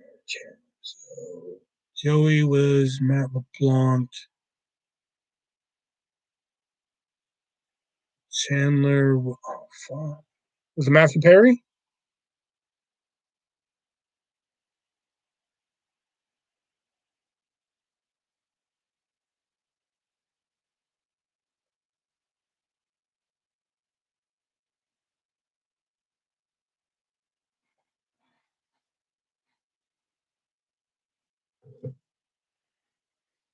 Yes, thank you.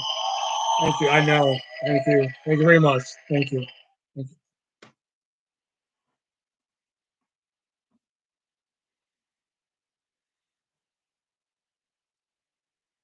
Seinfeld better than Friends.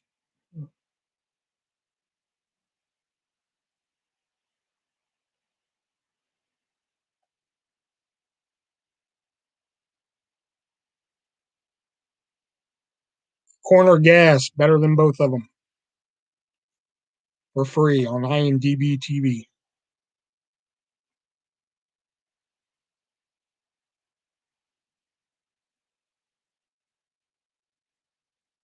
I never watched New Girl,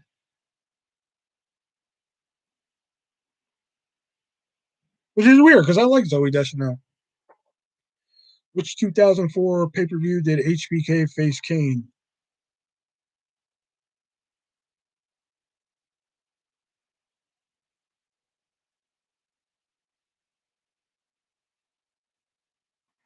So I know right off the bat it wasn't No Mercy.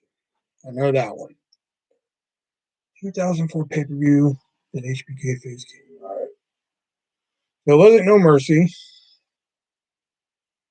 It wasn't WrestleMania 20.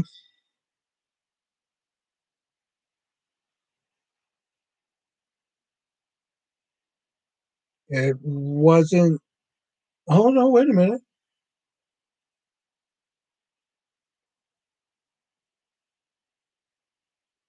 2004.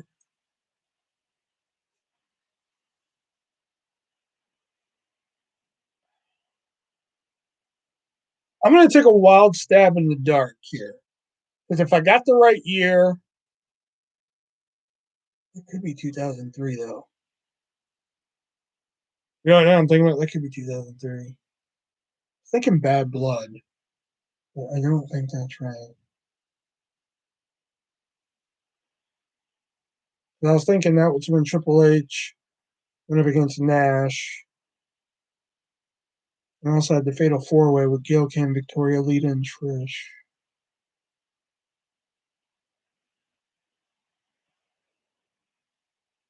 2004.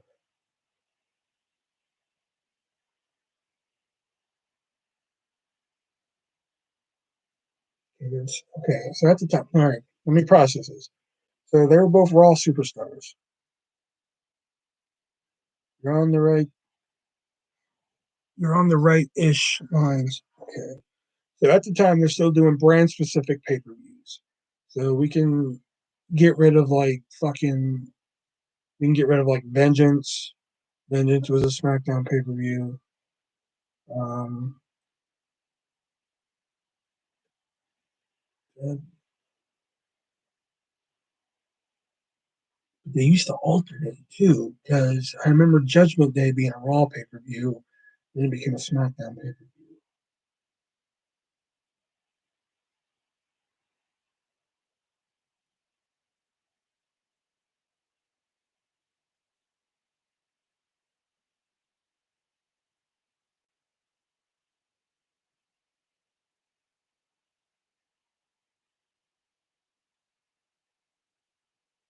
Armageddon?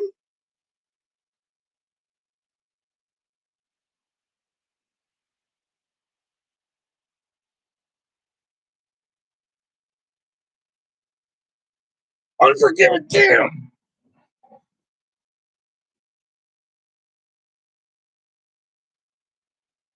I was debating between Judgment Day and fucking Armageddon. And I was just like, it has to be Armageddon.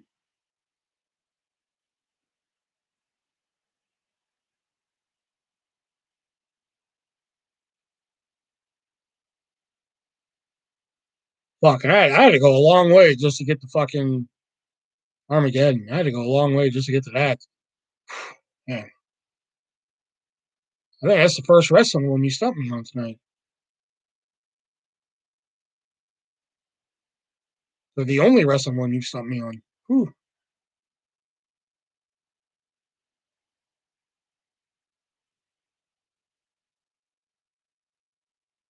I had to think of the time period. I had to think of the brand split. I had to think of the brand specific pay per views and shit. Damn, it took me a long time to get to that. It took me a long time just to get to the fucking Wrong answer. Yeah, Armageddon was December. So I mean, I was thinking because I know Bad Blood was like a September or some shit. I was thinking my thought process was I remember a Bad Blood being headlined by Nash and Triple H, and there was also a Fatal Four Way for the women's title that was Gail Kim, Lita, Trish, and Victoria. So I was thinking, and I also believe that Chris Benoit wrestled twice on that show. So my theory on that one was that could be Sean and Kane, but then I was like, that it just doesn't ring any bells. I don't see Sean and Kane on that show. Armageddon sounded about right because I think during that time when had Triple H been with Goldberg at that point? No, because fuck Armageddon. Oh my god, it would have been a triple threat. Kane, Triple H, and Goldberg. Fuck.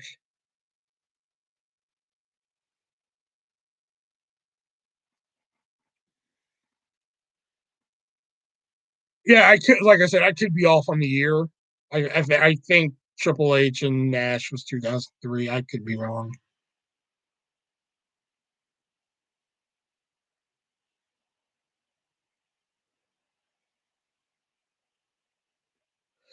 Oh well, you got me on a wrestling questions. Congrats on a wrestling question. Congrats. That's an achievement right there. Achievement unlocked. You know.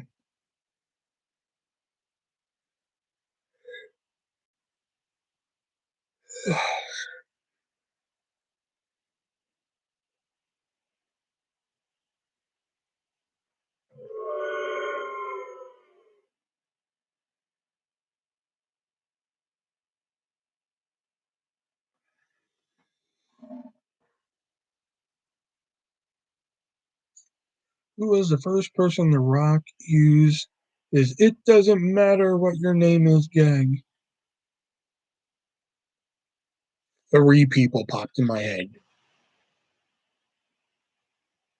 Oh no, four. Oh fuck! It's either Chris Jericho, Michael Cole, Kevin Kelly, or Jonathan Coachman. And I think it was too soon for Jonathan Coachman. Maybe even Michael Cole too.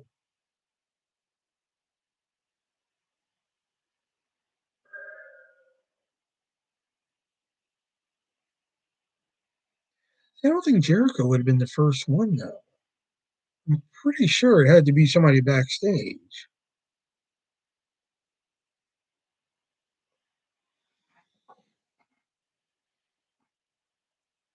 I remember him doing it to Kevin Kelly.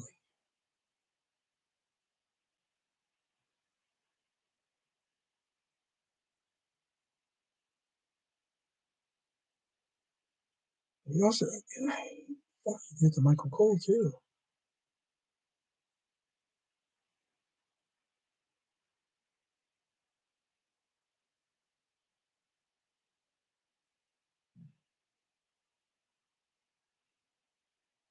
Jericho came in 90. You know what? Chris Jericho.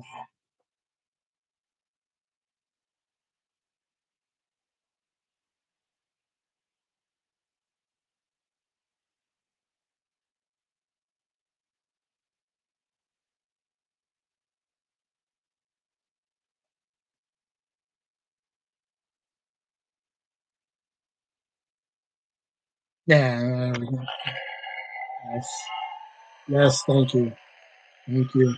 Thank you very much. Thank you. I could have swore it was Kevin Kelly though. I could have swore, but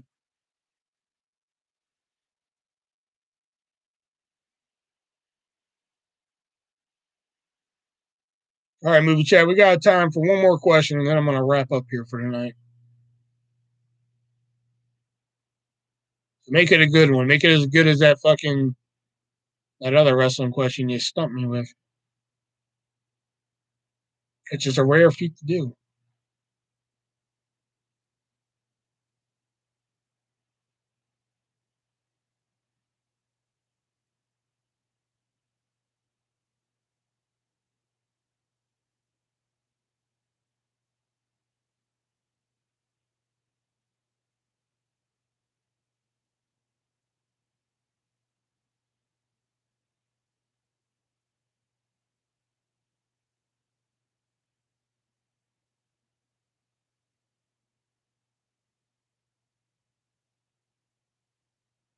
Hard to think of one.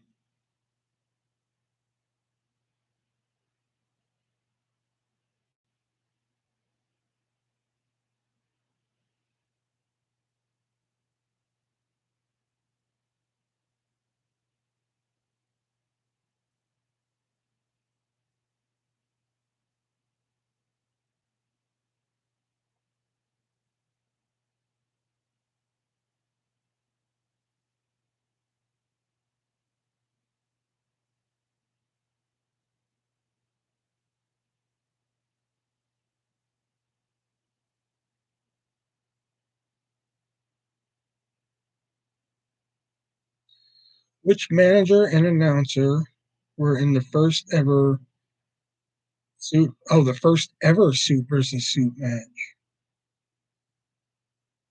Oh, which manager and announcer were in the first ever?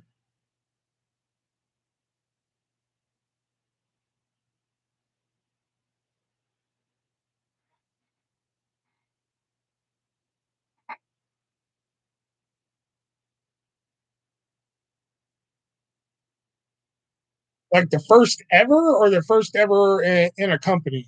Like first ever in WWF, or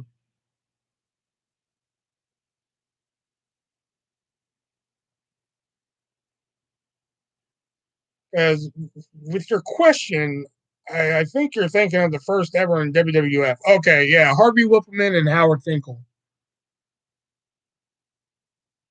Yeah, because I was about to say, yeah, because there was some before that. Whippleman, yes. Thank you. Thank you very much. Thank you. Thank you. All right. Well, that's gonna do it for us here today, or for me. I don't know why the fuck I said us, but that's gonna do it for me here tonight. I get off at 10 on Saturday, so no guarantees that I'll be live then. So I don't know. But remember, there is Venmo, PayPal, Cash App description. You guys want to help a brother out? That'd be fantastic. Every little bit helps. Of course, there is the new Instagram that I got for just my adult coloring. If you want to come by and see some adult coloring pages, and if you guys want to help out with that, there are 2 Amazon wish lists down below. That's right. One is just my normal bullshit that Diana Beth was nice enough to send over bad choices, which we will continue this whenever Jax is feeling better and can join us again. And there is one for just coloring books. If you my quiz is 10:30 p.m. UK time. I'll be at work, bro. Sorry. I'd love to come, but I always work on the weekends. And there is also a wish list for just the coloring books. If you want to help contribute to the Instagram for just my adult coloring, that'd be awesome. And we'll unbox it here live or in a video just for you, whatever one you like. Just to let me know which one you like. So we'll see Saturday, if not Saturday, Sunday for sure, because I get off at 8. So yep. Until next time, I'm the ArtistVersion1. Remember that hookers don't take coupons, no matter how many times you ask them or beg them to. And remember, as always, be breezy.